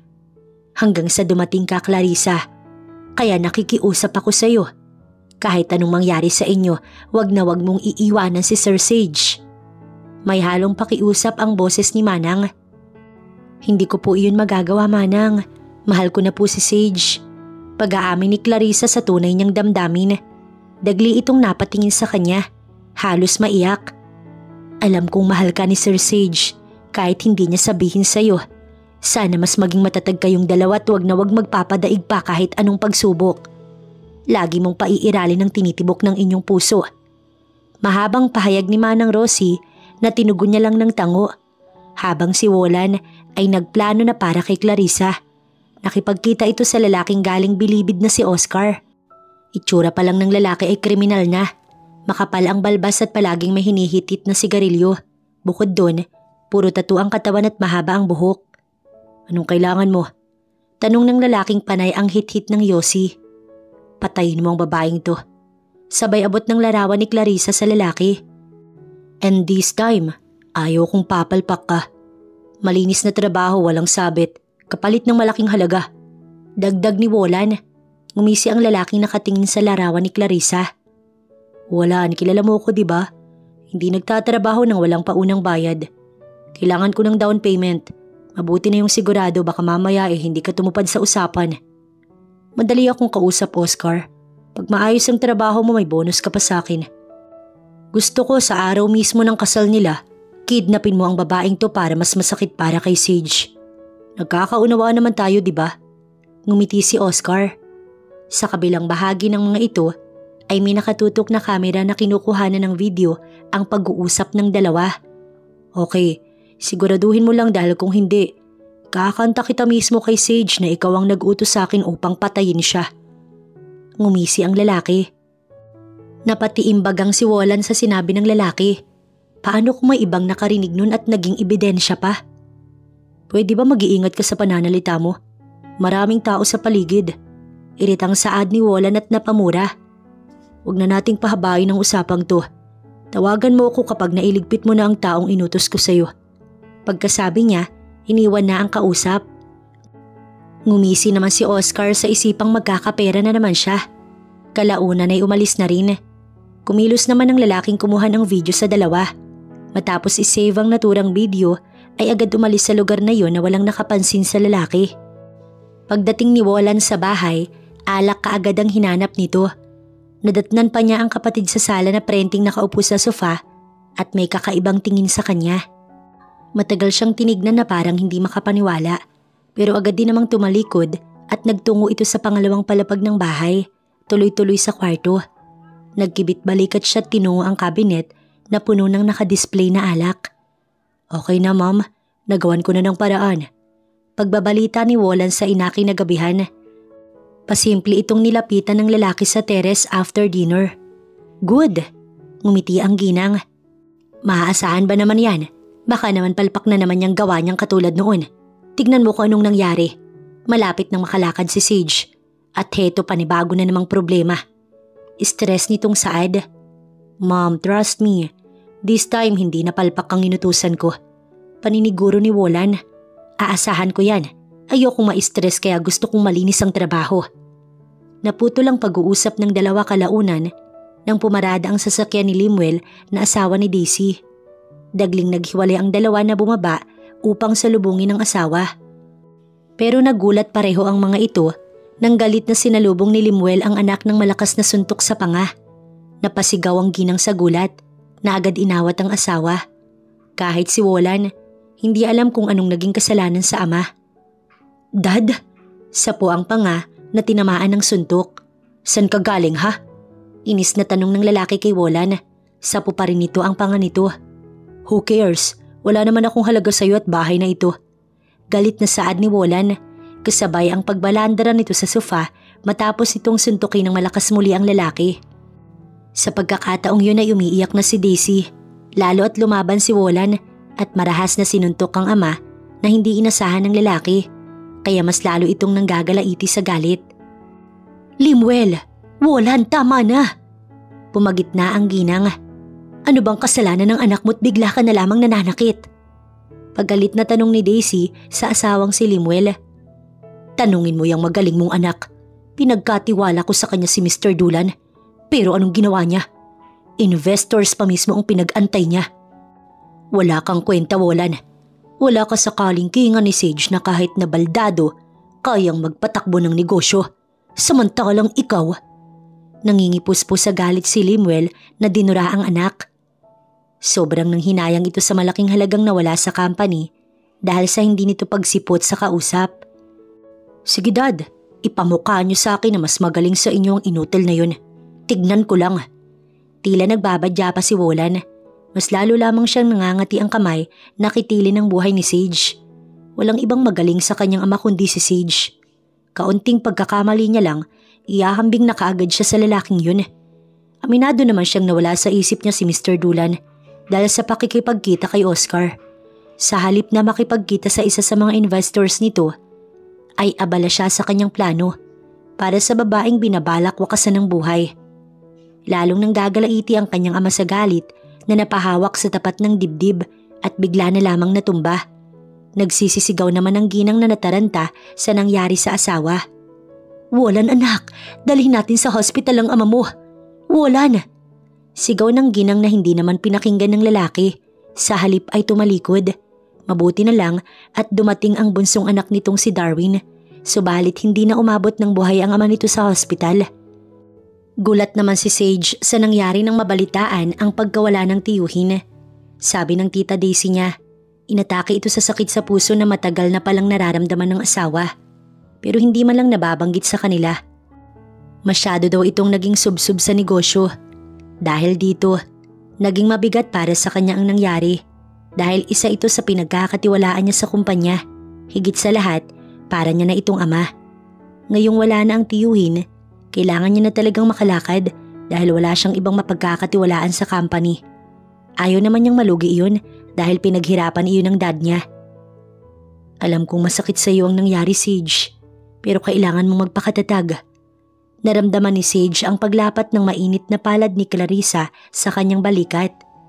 Nandito siya ngayon sa teres at dinadama ang matinding kalungkutan ng gabi sa hindi na silayang tiyuhin. Hindi pa sila nagkakaayos ng tiyahin dahil sa pang-aalipusta nito kay Clarissa, kaya hindi siya nakapunta sa lamay. Marahas na napabuntong hininga si Sage bago hinawakan sa palad ang nobya at iniharap sa kanya. Bakit lahat ng mga taong malapit sa akin nawawala? Sobrang bait ni Tito. Actually, mas mabait pa nga siya kay tita na kapatid ni Mami. Higit pa sa kapamilya ang turing niya sa akin. Para ko na siyang ama na itinuring akong isang anak. Hinagpis ni Sage na humagalpos ang luha sa mga mata nito. Hindi nahiya ang lalaking umiyak sa harapan ni Clarissa at ipakita na may mga kahinaan din siya. Sa awa ay niyakap ito ni Clarissa. Sage, hindi kita iiwan. Nandito lang ako sa tabi mo. Kasama mo ko sa kalungkutan at saya. Mahal kita. Alam ni Clarissa na iyon ang tamang pagkakataon para aminin ang nararamdaman niya para sa nobyo. Kaya napatingin ito sa kanya. Bagaman malungkot ang mga mata, mayroon siyang naaninag na kislap doon. Mabilis siyang niyakap ni Sage. Clarissa, hindi mo alam kung gaano mo ko napasaya. Mahal din kita. Saad na mas lalo pa siyang niyakap ng mahigpit. Ramdam ni Clarissa ang init ng yakap ni Sage, ang sinasabi nitong pagmamahal sa kanya. Pero hindi man ito sabihin ng magic word ay ramdam na rin naman niya dahil sa ginagawa nito. Ilang segundo din silang nagpalitan ng I love you hanggang sa tuluyang napalitan ng saya ang matinding kalungkutang nararamdaman ni Sage sa pagkawala ng tiyuhin. Natutuwa si Clarissa na kahit papaano, nabawasan niya ang lungkot nito. Pagpasok nila sa kwarto habang pinupunasan ng basang bimpo ang katawan ng nobyo, ay nakalulunod ang titig nito sa kanya. Halintulad ang titig na iyon noong una silang nagkita. Dahil dito, hindi niya maiwasang makaramdam ng insekto sa kanyang sikmura. Basta nagiinit ang kanyang pakiramdam. Sage, anong iniisip mo? Tanong niya. Sa halip na sumagot, kinabig siya nito, ikinulong sa mga bisig ng lalaki. Hindi ko kayang ipaliwanag ang sayang nararamdaman ko ngayong Clarissa. Hindi ko akalaing mamahalin mo ko ng ganito. Although nararamdaman ko naman dati pa pero iba yung sinabi mo't naririnig ko. Masuyo nitong wika. Sabi ni Manang hindi nasusukat sa salita ang pagmamahal, kundi maging sa gawa. Kaya hindi ko man sabihin sa'yo pero pinararamdam ko naman sa'yo ang pag-aalaga. Sage, alam mo bang napakasaya kong marinig na mahal mo ko? Pareho na tayong walang pamilya. Sa'yo ko lang natagpuan na binigyan ako ng importansya. Ikaw lang ang nagparamdam sa akin ng pagmamahal. Nakatulad ito, kaya kahit anong mangyari, magiging matatag tayo. Madamdaming wika ni Clarissa. Hindi niya napigilan ng wag mapaluha subalit na hinto iyon nang siilin siya ng halik sa labi ni Sage. Sa halik na iyon, pinararamdam nito ang laman ng damdamin. Hanggang sa nadarang si Clarissa sa tamis ng halik ng nobyo at tinugon yun. Maalab at puno ng pagmamahal hanggang sa nauwi sa mainit na tagpo. Sa pagnanais ni Sage makalakad bago ikasal, sinikap niya kahit hirap sa pagkakataong yun. Matagal na siyang nakatali sa wheelchair at gustong-gusto niyang mamasyal kasama ang nobya. Marami siyang nais na gawin na kasama ito kaya naging inspired siyang makalakad. Isa na dito ang nais na pagbabalik sa kumpanya. Ngayong wala na ang kanyang tito Limuel. Go Sage, kaya mo yan. Saad ni Clarissa. Nakaupo ang dalaga hindi kalayuan sa kanya. Kailangan niyang ihakbang ang mga paa na walang saklay at walang nakaalalay upang marating niya ang kinauupuan nito. Nasa magkabilang tagiliran niya ang therapist na alertong saluhin siya sakali mang mabuwal habang naglalakad. Nang magsimulang humakbang, naroon ang pagnanais na marating agad si Clarissa, kaya tuloy-tuloy ang kanyang ginawa. Paisa-isang hakbang, bagaman mabagal, nagsimula na ring tumagatak ang kanyang pawis. Si Clarissa naman, naluluha habang nakatingin sa kanya. Nang maihakbang ang mga paa bagaman hirap, ramdam niya ang panginginig noon. Sige, kaya mo yan. Pinalalakas nito ang kanyang loob kaya naman nagawa niya rin sa wakas na narating niya ang kinauupuan ni Clarissa. Sage, nagawa mo! Hikbi nito sa matinding kaligayahan na sa wakas kahit paunti-unti ay nakatayo na siya at nakakapaglakad mag-isa. Mabilis siyang niyakap ng mahigpit. Si Clarissa ang isa sa pinaka-inspirasyon niya kaya nagawa niya ang bagay na hindi inaasahan. Nang lingunin niya ang therapist ay malaki ang ngiti nito sa kanya. Naiiyak din si Manang Rosie sa saya. Ang kanyang driver ay nakataas ang isang kamay at sinasabing, "Nagawa mo, sir." Emosyonal niyang niyakap ng mahigpit si Clarissa at hinagkan. "I made it. Naiiyak niyang saad sa kasintahan. Salamat kay God. Dininig niya ang panalangin kong makalakad ka na. Ngayon ay tuloy na ang kanilang kasal. Kinabukasan, maagang gumayak si Sage upang magtungo sa kumpanya. Ngayong wala na ang tiyahin, siya na muli ang hahalili bilang CEO. Pero dahil hindi niya pwedeng puwersahin ang kanyang paa, kailangan niya pa ring mag-wheelchair. Sakay ng kotse kasama si Clarissa na tinungo ang kanyang opisina. Mahigpit niyang hawak ang palad ng nobya. Tila kinakabahan ito na muling makaharap ang tiyahin. Pagdating, pabuhat siyang isinakay sa wheelchair ng kanyang assistant na si Efren, katuwang ang kanyang personal driver. Binati kaagad silang magkasintahan nito. Sir, nasa conference room na po ang ibang board member. Nandoon na rin po sina Ma'am Daisy at Sir Roland. Pagbabalita ni Efren sa kanya. Bukod sa tiyuhin, ay ito ang isa sa kanyang pinagkakatiwalaan sa loob ng company. Ito ang nagbibigay sa kanya ng daily report sa kaganapan sa loob. Sage, iho, kamusta ka? Mabait ang kanyang tiyahin nang salubungin sila ni Clarissa sa labas ng conference room. Hindi siya sumagot. Ramdam niyang humigpit ang pagkakahawak ni Clarissa sa kanyang palad. Clarissa, iha, kamusta ka? Nakangiti din itong binalingan ng kanyang nobya sa napakabait na tono. Mabuti po, wika ng nobya. Binalingan siya nitong muli. Iho, pwede bang kalimutan na natin ang mga sinabi ko about kay Clarissa noong mga nakaraang araw? Siguro ay nabigla lamang ako. Pasensya ka na, Sage. Pagkuway binalingan si Clarissa. Pasensya ka na, Clarissa. Sana mapatawad mo pa ako. Sabi ng kanyang tiyahin. Tita, kahit na humingi pa kayo ng tawad sa akin at sa babaeng mahal ko, nasaktan niyo pa rin si Clarissa. Patatawarin kita alang-alang kay Tito, pero hindi ibig sabihin noon makalilimutan ko na mga masasakit na binitiwan ninyong salita para kay Clarissa. Sabi niya at pinindot ang button ng kanyang wheelchair at tumuloy sa loob ng conference room kasabay ang nobya. Nasa likuran niya ang assistant at ang personal driver. Naiinis namang sinundan ni Daisy ng tingin si Sage. Hindi pa rin niya gusto si Clarissa hanggang ngayon. Dahil para sa kanya, sagabal ito. Subalit kailangan niyang magkunwari at pakitunguhan ng maganda ang babae. Tibaling hindi naman magtatagal ang buhay nito dahil planado na ni Bola ng lahat. Sa ngayon ay kailangan ang kanyang anak ang humaliling presidente ng kumpanya. Pagkuway pumasok na si Daisy sa loob. Sa pagkakataong iyon, kasalukuyan ng inaanunsyo ni Sage na ito ang papalit sa kanyang asawa sa naiwan nitong pwesto. Napataas ang kanyang kilay. Mabuti na lang at umalma ang ibang investors na hindi kayang gampanan ni Sage ang tungkulin bilang presidente dahil hindi ito makakalakad.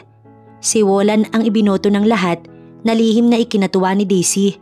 Pero nagulat sila nang bigla na lang tumayo sa wheelchair ang lalaki at 3 beses na humakbang. Nanlaki ang kanya mga mata at hindi makapaniwala. Frustrated siyang napatingin sa gawin ni Wolan na tila sinasabing palpak ka sa lahat ng mga plano mo. Ngayong makakalakad na ulit si Sage at malapit ng ikasal, kailangang magplano sila ng panibago. Dapat ay parehong mawala ang dalawa nang sa ganun, tuluyang mapa sa kanila ang kayamanan ng mga Dominguez. At dahil nga nakakalakad ng muli si Sage, ito na ngayon ang muling namuno sa kumpanya. Sinenyasan niya ang anak na sundan siya nito. Kailangan nilang mag-usap. Gusto kong iligpit mo silang pareho. Nagkakaintindihan ba tayo, Wolan? Pasimpleng utos ni Daisy sa anak. Okay, Mami. Ako na mismo magtatrabaho.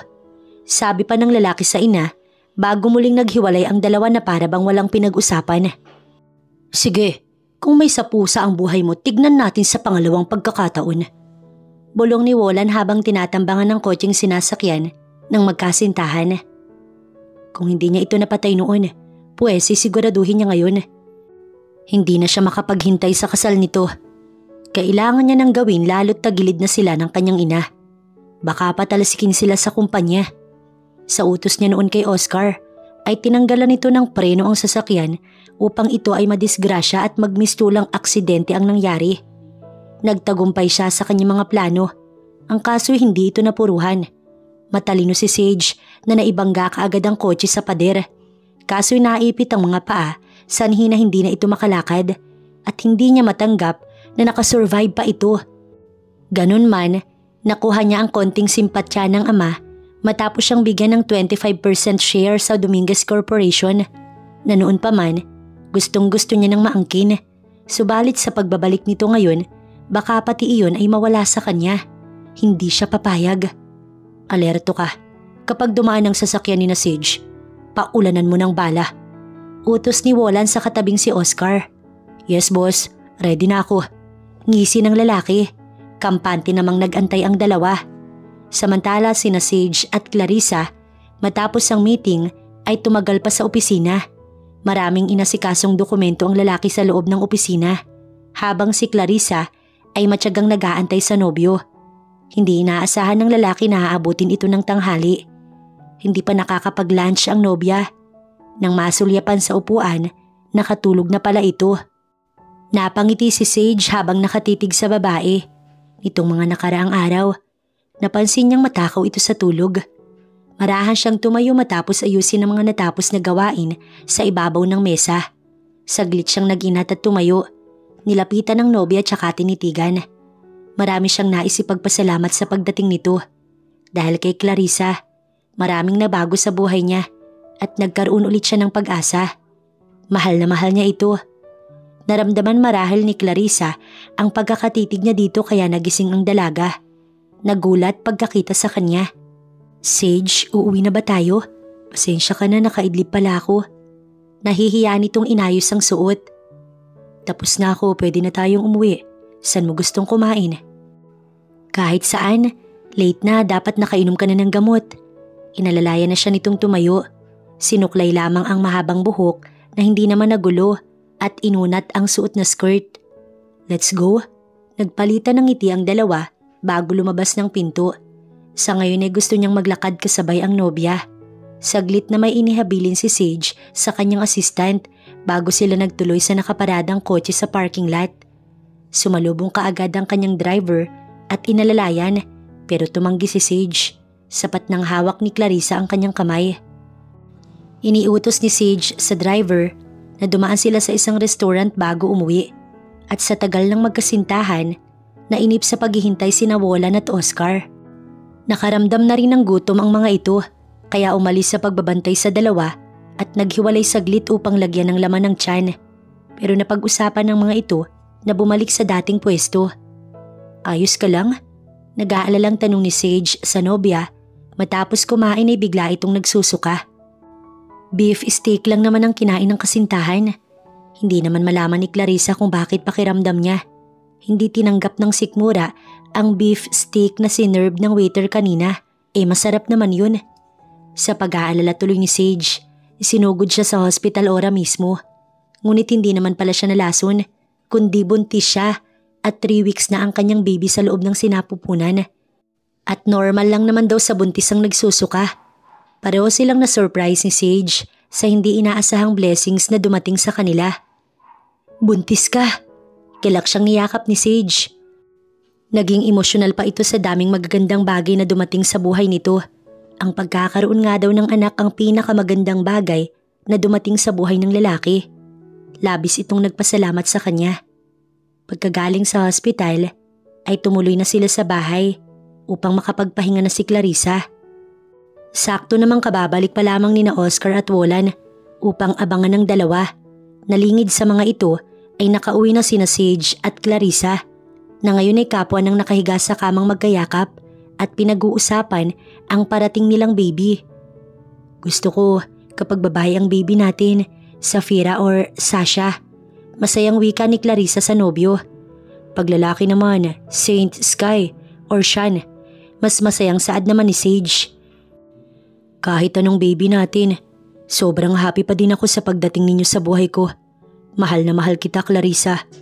Hinaplos ni Sage ang impis pang tiyan ng babae at hinagkan. Natawa siya nang maramdaman ang kiliting dulot ni Sage. Bahagya din siyang niyakap at kalaunan sa parehong pagod sa malayong biyahe kanina. Parehong nakatulog ang dalawa at gabi na nagising. Naalimpungatan naman si Wola na nakaidlip sa matagal na pag-aantay kina Sage at Clarissa. Nang tignan sa may driver seat si Oscar, ay tulog din pala ang loko na nakatango pa sa manibela. Napamura siya at ito'y binigwasan.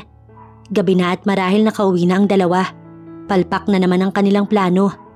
Boss, nagulat ito. Wala na, palpak ka talaga kahit kailan. Inis na wika ni Wolan. Kanina pa ako dito, walang dumaan. Halos kakaidlip ko lang. Nakakainip naman kasi boss, kaya natulog na ako. Muli siyang napamura at sinabing dapat sa kasal, hindi na ito mabulilyaso. Nangako naman ng lalaking gagawin ng lahat sa susunod. Humirit muna ito ng 2,000 pambayad sa utang. Kakamot-kamot naman sa ulo si Wolan. Naiinis siyang walang magawa at pahagis na iniabot sa lalaki ang pera at pinababa sa kanyang sasakyan tsaka ito iniwan. Tumuloy siya sa kondo ni Olivia. Mainit ang ulo niya't nais ilabas ang init na iyon. Isa pa, may namumuo siyang ibang plano bukod sa nais ipapatay ang dalawa. Ano na namang ginagawa mo dito? Bungad ni Olivia sa kanya. May pagagawa ko sa'yo. Mabilis niyang iniharang ang katawan nang akmang isasara nito ang pintuan. Busy ako, Wolan, hindi mo ba nakikita? Ngumisi siya't niyakap ang babae, kasabay na sinapo ang bagay na iyon dito at sinunggaban ng halik ang babae. Wolan, ano ba? Magpoprotesta pa sana ang babae, kaso nga lang ay mabilis ang galaw ni Wolan. Balikan mo si Sage. Utos ni Wolan pagkatapos ng kanilang ginawa. Pareho silang walang suot at nakahiga pa sa kama. Wolan, ayoko ng lalaking inutil at walang silbi sa kama. Inis na bulyaw ni Olivia at nagsindi ng yosi. Wala akong sinabing magpagamit ka sa kanya. Balikan mo siya at guluhin ang relasyon nilang dalawa ni Clarissa. Habang ako, nagpaplano kung paano ko sila ililigpit pareho. Umirap ang babae bago inilahad ang kamay. Pera, napamura naman ang lalaki. Oo, bibigyan kita pero hindi pa ngayon. Gawin mo muna ang pinagagawa ko sa iyo at kapag nagtagumpay tayo, pareho tayo magkakaroon ng salapi. Papapasa kamay ko ang kayamanan ng mga Dominguez at ikaw naman ang reyna ko. Okay ba yon, baby? Ngisi ni Wolan at gigil na pinisil ang baba ni Olivia bago nilamon ang labi nito. Nagtawanan ng dalawa para sa maitim nilang plano bago muling nagsalo sa ibabaw ng kama. Sisirain niya ang magandang relasyon ng dalawa hanggang sa tuluyang magkahiwalay ang mga ito. Tignan niya lang kung paanong mabaliw ang isang Sage kapag nawala na si Clarissa sa paningin ng lalaki. Hi Sage, I'm back. Ngiti ni Olivia sa lalaki. Hindi naman inaasahan ni Sage na makikita ang dating kasintahan sa kanyang opisina.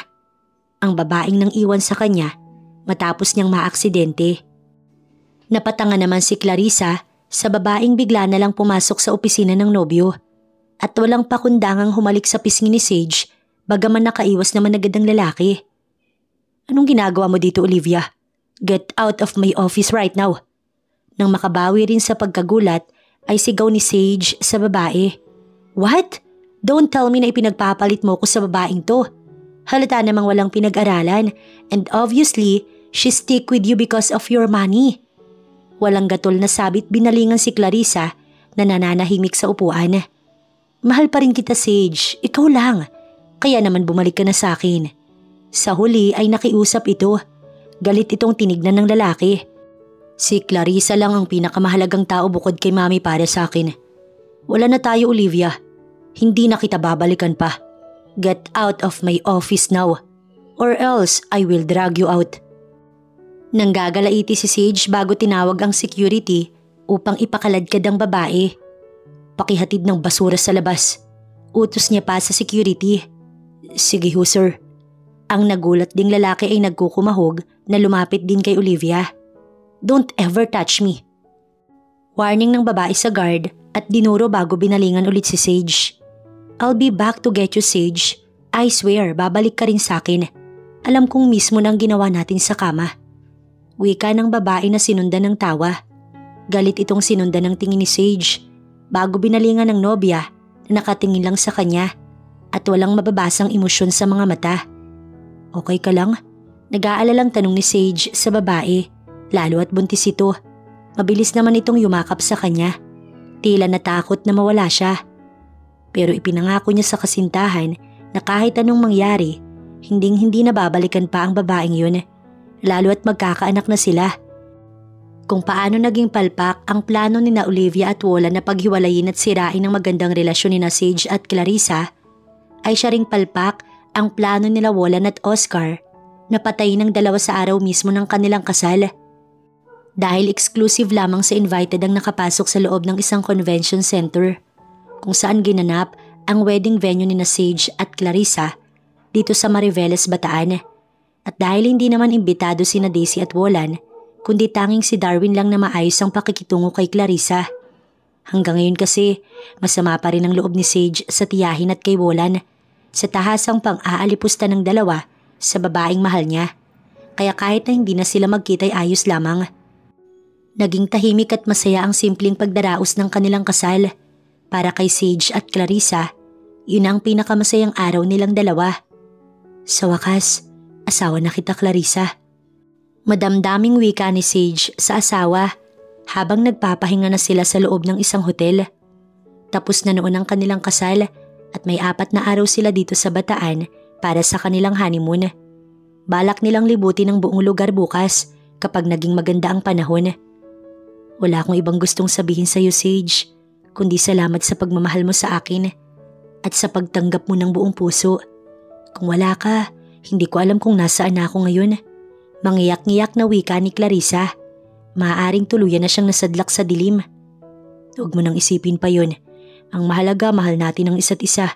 At walang sino man ang pwedeng magbuwag sa atin. Kinintala ni Sage ng masuyong halik sa pisngi ang asawa. Halik na gumapang hanggang sa marating nito ang mga labi ng naghihintay sa halik ni Sage. Tumugon sa halik ang babae na sinimulang magningas ng apoy sa pagitan nilang mag-asawa. Samantala stress ng mag-ina sa palpak nitong plano. Paano ngayon yan, Wolan? Kasal na ang dalawa't hayon. Nagpapakasaya na sa Bataan. Akala ko ba maaasahan yung Oscar mo? Galit na galit si Daisy. Relax, ma'am. May bago akong plano. Kinuha nito ang cellphone at tinawagan ang ina ni Clarissa. Ito ang gagamitin niya para makalapit sa mag-asawa. Pinag-aralan niya ng mabuti ang kanyang mga plano sa susunod. At si Oscar hindi niya na ito kailangan dahil siya na mismo ang kikilos para kitilin ang buhay ni Sage at Clarissa. Maging si Olivia hindi niya na maaasahan pa sa mga plano, kaya ang tanging silbi na lang nito ay paligayahin siya sa kama. Hello? Sino to? Bungad na tanong sa kabilang linya.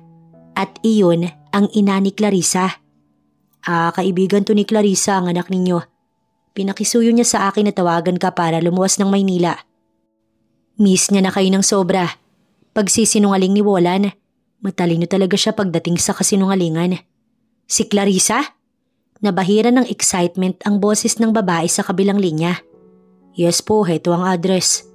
Matapos sabihin ang address ni Clarissa, pinatayan ni Wolan ng linya ang kausap. Tsak ngayon pa lang, nagkukumahog na ang babaeng puntahan ng anak nito. At pagkatapos, tsaka siya e-eksena. Sigurado ka ba sa plano mo na yan, ha, Wolan? Kadugo ni Clarissa ang babaeng yan. Nainis na naman si Daisy. Actually, ma'am, itinakwil niya na si Clarissa at tingin ko madali itong masilaw sa pera katulad ng anak niya. Nag-research ako sa background ng babaeng to. Kalmado pang umiti si Wolan at kampanteng umupo sa sofa at nagdekwatro. Siguraduhin mo lang, ha? Sabi pa ni Daisy. Isang ngisi lamang ang pinakawala ni Wolan na puno ng confident. Gustuhin mang mamalagi ng mag-asawa sa kanilang honeymoon ay hindi pwede dahil nga marami ng tawag na natatanggap si Sage mula sa opisina at need na nitong mag-report. Kaya saktong 4 na araw, bumalik na kaagad ang mag-asawa sa Maynila. May naghihintay sa iyo, Clarissa. Kanina pa yan, ina mo daw. Salubong sa kanila ni Manang Rosie pagdating sa bahay. Nagkatinginan sila ni Sage bago niya tinanguan si Manang. Ang alam niya itinakwil na siya ng kanyang ina. Paano naman ito nalaman ng kanyang address? Anak, Clarissa! Salubong nito sa kanya pagpasok nila sa loob ng bahay. Patawarin mo ko, anak. Hindi ko sinasadya yung mga sinabi ko sa'yo. Hinanap kita. Nag-alala ako. Itanong mo pa kay Joanna. Sabi ng kanyang ina habang naghahabulan ng mga luha sa mga mata. Nakadama siya ng awa sa kanyang ina na ngayon lang din nakapasa puso na nangulila din siya rito. Mas nanaig sa kanyang puso ang pagiging anak nito. Napayakap na rin siya sa huli at ipinakilala ang asawa. Salamat Sage sa pag-aalaga mo sa anak ko. Buong akala ko, napariwara na nga siya. Sising-sisi ako. Iyak pa rin ng ginang. Wala pong anuman. Mahal ko po ang anak niyo, inay. Sagot naman ni Sage. Paano niyo nga pala natuntun ang lugar ko? Hindi pa naman kami nakakapag-usap ni Joanna. Nagtataka niyang tanong sa ina. Agad naman itong nagpaliwanag at sinabing may tumawag na lalaki rito na siyang nagturo ng address pero hindi naman nagpakilala. Hiningi naman ni Sage ang number ng tumawag rito upang matrace nila kung sino ang nagmagandang loob sa ina ni Clarissa upang ituro ang hinahanap na anak at napag-alaman na nilang kay Wolan iyon. Tingin mo anong rason at nakipag-communicate si Wolan kay inay? Nagtataka si Clarissa lalo at ayaw sa kanya ng lalaki para kay Sage. Maging si Sage ay napapaisip. Umupo muna ang lalaki sa gilid ng kama dahil ramdam niya ang pangangalay ng kanyang paa. Napuwersa iyon sa ilang araw nilang pamamasyal mag-asawa. Kinukutuban din si Sage na nakakapag-isip pero syempre gusto niyang siguruhin ang tumatakbo sa kanyang isipan. Noong unang lumitaw si Olivia at pinagpilitang magbalikan sila na halata namang nais lamang silang masira ni Clarissa, ramdam niyang may nag-utos sa babae para magpakita sa kanya. Ganoong matagal na silang hiwalay. Malinaw ang sinabi ng inay mo na may tumawag sa kanya. At si Wolan iyon. Hindi kaya may masamang binabalak laban sa atin si Wolan? Tanong niya sa asawa. Napatingin sa kanya ang babae at nakadama ito ng takot. Anong ibig mong sabihin? Takang tanong nito. Ngumiti ang lalaki nang mabasa ang pag-aalala sa mga mata ni Clarissa. Ayaw niyang mag-isip ito ng hindi maganda. Baka makasama iyon sa kondisyon ng asawa. Pero kinabukasan ay sinuguro ni Sage ang seguridad ng maiiwan ni Sage sa bahay, lalo na sa asawa habang nasa opisina siya. Hindi na kasi ito sumama sa kanya sa opisina. Gawa ng naiinip lamang ito sa loob ng maghapon. Mabuti dito sa bahay marami itong magagawa bukod sa gardening. Madalas na lamang niyang tinatawagan ng asawa para kamustahin. Nang malaman ni Wolan na nakabalik ang mag-asawa sa Maynila buhat bataan at nakaluwas na rin ang ina ni Clarissa, ay agad itong tinawagan. Ang kaso hindi nito iyon sinasagot. Walang kaalam-alam si Wolan na hawak ni Sage ang naturang cellphone. Sa halip na sagutin, nagpadala ng mensahe. At nagulat si Sage kung bakit nakikipagkita si Wolan sa ginang. Okay, sabi niya lamang, isama mo si Clarissa. Pahabol pa sa mensahe nitong yun na lalong nagpatibay sa kanyang hinala. May motibo si Wolan sa kanyang asawa. Tinapos muna niya ang meeting bago siya mismo ang makikipagkita kay Wolan. Mabuti na lang at mas naging mautak siya sa lalaki. Samantala si Wolan, bihis na upang tunguhin ang meeting place nila ng ina ni Clarissa. Kinuha niya ang baril sa drawer at isinuksok sa tagiliran. Pinatungan niya iyon ng jacket kaya hindi mahalatang may baril siyang dala. Hindi niya na kailangan pang magpakita sa mga ito, kundi itatarget niya na lang ang babae. Salamat sa ina nitong nagdala kay Clarissa sa kamatayan. Napangisi pa siya sa laman ng kanyang isipan bago lumabas ng kanyang silid. Kuya, pwede ba tayong mag-usap? Saktong nadaanan niya sa sala ang kapatid. Bakit? Galit niyang tanong rito. Tungkol dito. Lumapit ito sa kanya at ipinakita ang isang video. At gano'n na lang ang gulat niya nang makita ang aktwal na pag-uusap nila ni Oscar. Nagalit ang anyo ni Wolan at tinangkang agawin ang cellphone ni Darwin pero iniwas iyon ng kapatid. Paano mo nagawa to, kuya? Paano mo nagawang ipapatay si Sage? Napakabuti niyang tao. Bakit mo nagawa to? Galit na tanong nito sa kanya. Tinatanong pa ba yan, Darwin? Wala na si Dad na kay Sage na uli ang kumpanya. Paano na tayo? Mababaliwala ang pinaghirapan ni Dad. Hindi mo ba napapansin yun? Kaya ibigay mo sa akin yung cellphone. Kung hindi, ano kuya? Papatayin mo rin ba ako? Putol ni Darwin sa sasabihin ni Wolan. Naubos ang pasensya ng lalakit na pamura. Kinuha nito ang baril at itinutok sa mukha ng kapatid. Ibibigay mo ang cellphone or papatayin din kita katulad ng ginawa ko kay Sage. Kaya kong gawin yan kung talagang kaya mo kong labanan. Nanginginig ang kamay nito habang mahigpit na hawak ang baril na nakatutok sa mukha ni Darwin. Sakto namang bumukas ang pinto at 2 pulis ang pumasok. Walang kaalam-alam si Wolan na nakatawag na si Darwin ng pulis para ipaaresto ang kapatid. Narinig niya ang pinag-usapan ng kanyang ina at kapatid, kaya naman siya na mismo ang nagpahuli rito bago pa madamay pati si Clarissa. Nalaman niya rin na lihim na gumagamit ng bawal na gamot ang kanyang kuya, kaya patong-patong ang kasong kakaharapin nito. Masamang-masama ang loob niya rito dahil ito rin ang dahilan kung bakit namatay ang dad niya. Inatake ito dahil sa kuya niya at parang baliwala lamang ang nangyari sa mga ito. Kaya ngayon, mapapanatag na ang loob niya kapag nakakulong na ito.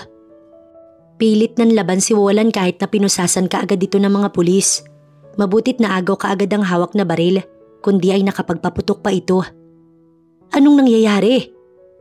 Hysterical na tanong naman ng kanilang ina matapos makitang isinasakay sa patrol ang kanyang kapatid. Sakto kasi itong dumating sa mga oras na iyon. Sumama din ito sa presinto habang umiiyak na gulat sa kanyang sinabi. Ngayong nasa mga pulis ang copy ng video, pati si Oscar, wanted na rin dahil kasabwat ito. Iyak ng iyak ang kanyang ina habang ini-interrogate ng mga pulis si Wolan. Dahil dito, nagkalat sa social media ang nangyari, kaya napanood yun ni Sage. Kaya pala wala na siyang natanggap na mensahe mula kay Wolan dahil nahuli na pala ito ng mga pulis. Ayon sa balita ay nahuli na nga ang lalaking nagtangkang pumatay sa dating CEO ng Dominguez Corp na si Sage. At naikuyom na lamang ng binata ang kamao na hindi mapaniwalaan na ito pa mismo ang gagawa sa kanya ng ganoon. Mahigit 1 taon na rin siyang nagdusa sa ginawa nito sa kanya. 1 taong nawalan siya ng pag-asang makalakad. At 1 taon na nagpahirap sa pagkakatali sa silyang digulong. Hinding-hindi niya ito mapapatawad. Lalo pang lumakas ang ebidensya nang mahuli ang isa pa nitong kasabwat na si Oscar. Halos maglumuhod sa kanyang harapan ng kanyang tita Daisy para lang mapalaya ang anak at hindi niya na ituloy ang demanda. Subalit walang kapatawaran ang ginawa nito. Pasalamat na lang ito na hindi niya rin ipinakulong ang ginang dahil ito ang mastermind. Pero dahil may edad na ito't alang-alang kay Darwin at sa butihin nitong ama, hahayaan niya itong malaya. Si Darwin na mismo ang naglayo sa kanila sa ina nito. Dinala ito sa probinsya upang doon na ipagpatuloy ang pag-aaral ng lalaki at sinabi niyang sasagutin ang lahat ng pangangailangan nito at si Wolan mabubulok sa bilangguan. Grabe pala ang kasamaan ng pinsan mo, Sage. Imagine, gagamitin pa niya si inay para mapatay ako. React na hindi makapaniwala ni Clarissa matapos mabalitaan ang nangyari sa maghapon na iyon. Kaya heto gabi na dumating ang asawa dahil inasikaso pa nito ang kaso ng pinsan. Sweet siyang niyakap ni Sage at hinalikan ng kanyang tiyan. Dahil sa matinding inggit at sa paggamit niya ng bawal na gamot, nakakasira ng maayos na pag-iisip, dagdagan pa ni tita. Pasalamat na lang sila at mabuting tao ka at hindi mo ipinakulong ang ina niya. Tugon niya sa sinabi nito. Pasalamat talaga sila dahil hindi natuloy ang masamang balak sa ni Wolan. Kundi ewan ko lang, Clarissa. Iiling-iling si Sage. Nakita ni Clarissa ang pagkuyom ng kamao ni Sage at pagtagis ng bagang nito kaya iniba niya ang usapan. Mabuti pa magbihis ka na para makakain na tayo. Nakapagluto na si inay. Saad niya at tinulungan itong makapagbihis bago sila lumabas ng kwarto. Nadatnan nilang nasa komedor si Manang at ang kanyang ina. Maayos na nag-uusap ang dalawa. Anak, ngayong na siguro kung okay ka dito at mabait naman itong asawa mo. Gusto ko nang bumalik sa atin. Alam mo naman hindi ako sanay. Inay, dito na lang kayo. Sino pa bang babalikan ninyo sa probinsya? Putol niya sa sasabihin nito. Isa-isa na silang nakaupo sa harapan ng mesa. Sayang naman ang bahay natin doon. Kung gusto nyong magbakasyon na lang kayo ni Sage doon. Huwag kang mag-alala. Simula nang iwanan ako ni Leonard, hindi na ako muling mag-aasawa. Sabi pa nito sa kanya. Inay, nauunawaan ko naman kung bakit nais ninyong mag-asawa. Dahil mahirap ang buhay mag-isa. Pero piliin nyo naman yung lalaking sasamahan kayo hanggang sa huli. Hindi yung iiwan kayo sa huli. Pabiro na lamang niyang sabi sa ina at baka maiyak pa ito. Salamat anak. Don't worry inay. Kapag nakapanganak si Clarissa, uuwi kami sa probinsya ninyo. Para makita ko naman ang lugar ninyo. Nakangiting singit ni Sage. Naku Sage, talagang mag-e-enjoy ka doon. Hihintayin ko kayo doon ha. Ako ba pwedeng sumama doon? Singit ni Manang Rosie na kanina ay nakikinig lang sa kanilang usapan. Oo naman, ihahanap pa kita ng partner mo habang namamasyal. Masaya nitong wika. Napuno ng tawanan sa komedor nang sumagot si Manang at sinabi na ang nais din daw nito ay ang makakasama habang buhay, hindi yung fling-fling lang. 4 na taon nang matuli na lumipas at heto na nga uuwi na sila sa Dumaguete kasama ang 5 anak. Yes, 5 anak dahil quintuplets ang naging bunga ng pagmamahalan nila ni Sage na hindi inaasahan na 3 taon na ang kanilang quintuplets. Mga bibo at mas makulit pa sa kanilang inaasahan. Kaya nga pag nasa bahay sila, sa dami ng kanyang anak ay mistulang palengke sa sobrang ingay. Pero syempre kahit makulit ang 5 anak, ito ang nagbibigay naman sa kanila ni Sage ng matinding kasiyahan. Sulit ang hirap sa pagdadalang tao niya, simula sa kanyang paglilihi hanggang sa kanyang panganganak na sinong mag-aakalang ganun karami ang nasa loob ng kanyang sinapupunan. Mga apo ko! Masayang salubong sa kanila ng kanyang ina, kasama nito si Tito Delphine na napangasawa ng kanyang ina. Batang-batang tignan dahil maalaga ang napangasawa nito na mas matanda ng 3 taon na rito. Maalwan din sa buhay, kaya naman nabibili lahat ng anumang gustuhin ng kanyang ina. Lola! Salubong ng kanyang mga anak sa inay niya sa bayakap. Nagkakausap madalas sa mga ito through video call, kaya nga ang mga bata na rin mismong nagsabing nais magbakasyon sa Dumaguete. Isa-isang niyakap ng kanyang ina ang mga apo. Si Sage naman nakipagkamay kay Tito Delphine. Siya naman ay ganun din. Mabait ang maedad na lalaki. Welcome din sila sa malaki nitong bahay. Kwento pa ni Tito Delphine, may mga asawa at anak na rin ng mga 2 anak na ngayon ay nasa ibang bansa pareho na hindi naman kumukontra ng pakasalan ng kanyang ina. Kaya ngayon, super happy ang kanyang ina. Lolo, saan po ang room namin? Tila pagod na ang isa nilang anak na si Sky. Panganay sa 5 dahil ito ang pinakaunang lumabas sa kanyang sinapupunan. Pangalawa ay si Sasha, pangatlo si Sean at pang-4 si Saint at ang bunso ay si Safira. Naalala niya tuloy habang pinag-uusapan nila ni Sage ang pangalan noon ng kanilang magiging anak. Tila ba birong naging 5? Sa tanong ni Sky, natutuwa namang itinuro ni Tito Delphine sa mga bata ang magiging kwarto ng mga ito. Bagaman bungalow ang bahay, malawak naman iyon. May isang maid na sinamahan ng 5 bata, kasunod ng mga ito ang kasama nilang 2 yaya. Malayo nga naman ang kanilang naging biyahe, kaya napagod ang mga bata. Pinagpahinga din muna silang mag-asawa ng mga ito habang naghahanda ng makakain. Nagpaluto agad ang kanyang ina ng masarap na putahe na pagsasaluhan nila mamaya. Pagdating sa kwarto, nagbihis silang mag-asawa habang pinag-uusapan ang gagawin nilang pamamasyal bukas kasama ang 5 tsikiting. Na-miss ni Clarissa ang kanilang lugar na pinagmulan at excited na siyang ipasyal ang asawa sa magagandang pasyalan sa kanilang probinsya. Anong pangunahing kinabubuhay dito, Tito? Curious na tanong ni Sage kay Tito Delphine habang sila ay kumakain. May malawak akong taniman ng siniguelas. Mayroon din akong bakahan at sa kabisera may maliit akong tindahan ng mga handicraft. Sa awa ng Diyos hanggang ngayon, ito ang kinabubuhay namin dito. Nagkatinginan silang mag-asawa. Hindi nakakapagtakang maalwan ang buhay nito. Lolo, gusto kong sumama po sa inyo bukas. Hindi nakatiis ay saad ni Safira. Ako din po, Lolo. Magiliw na saad ni Sky. Kay Daddy at Mami ako sasama bukas. Wika naman ni Sean. Basta ako, sasama din po kahit saan sina Mami at Daddy, pati na rin sina Lolo at Lola. Hindi naman nagpahuli si Sasha, ang isa pa nilang anak na babae. At nagkagulo na ang mga bata. Kalaunan, nag-uunahang magsalita. Natatawa na lamang ang mag-asawa sa ingay ng kanilang paligid. Ang cute kasi ng mga boses ng 5. Okay, sige bukas. Lahat tayo mamamasyal sa taniman ng siniguelas, sa bakahan at sa store. Lahat ay pupuntahan natin at lahat kayo kasama. Sabad ng kanyang ina. Sa tuwa ay napatalon-talon pa si Sasha at si Safira. Kaya naman maaga kayong matutulog para bukas maagang gigising.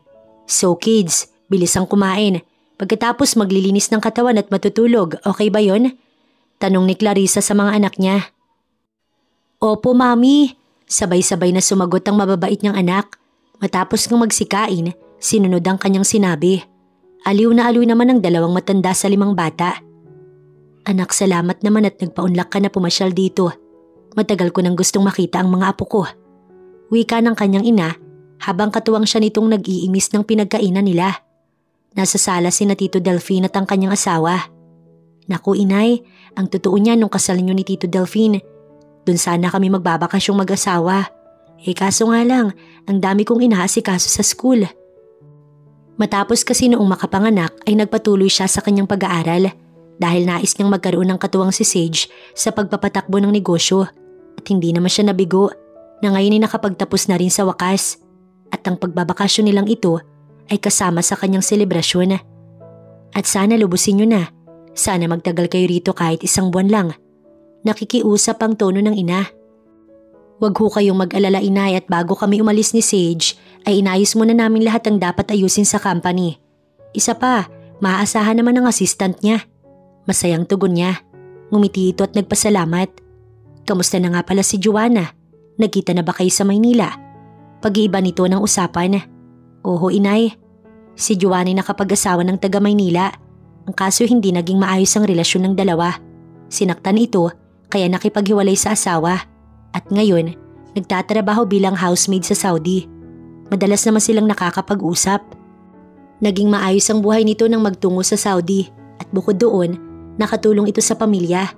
Si Joanna hindi niya makakalimutan at magiging kaibigan niya ito for life. Kinabukasan nga, maaga pa'y umalis na silang lahat upang mamasyal kasama ang 5 bata. Una nilang pinuntahan ay ang taniman ng siniguelas. Naghahabulan pa ang mga 5 bata sa sobrang saya. Parang nakawala ang mga ito sa kulungan na naghahabulan pa. Hindi alintana ang maliliit na damo. Naririnig nilang mag-asawa ang tili at hahagik-gikan ng mga ito. Silang 2 naman, magkahawak kamay na nakasunod sa 5 anak. Nasa unahan naman ang kanyang ina kasama si Tito Delphine. Sa ngayon ay wala nang mahihiling pa si Clarissa dahil nasa kanya na ang lahat. Mabait at gwapong asawa. Maraming anak. At lahat yata ng pagsubok nalagpasan nilang mag-asawa. Basta laging mananaig ang pagmamahalan nila sa isa't isa.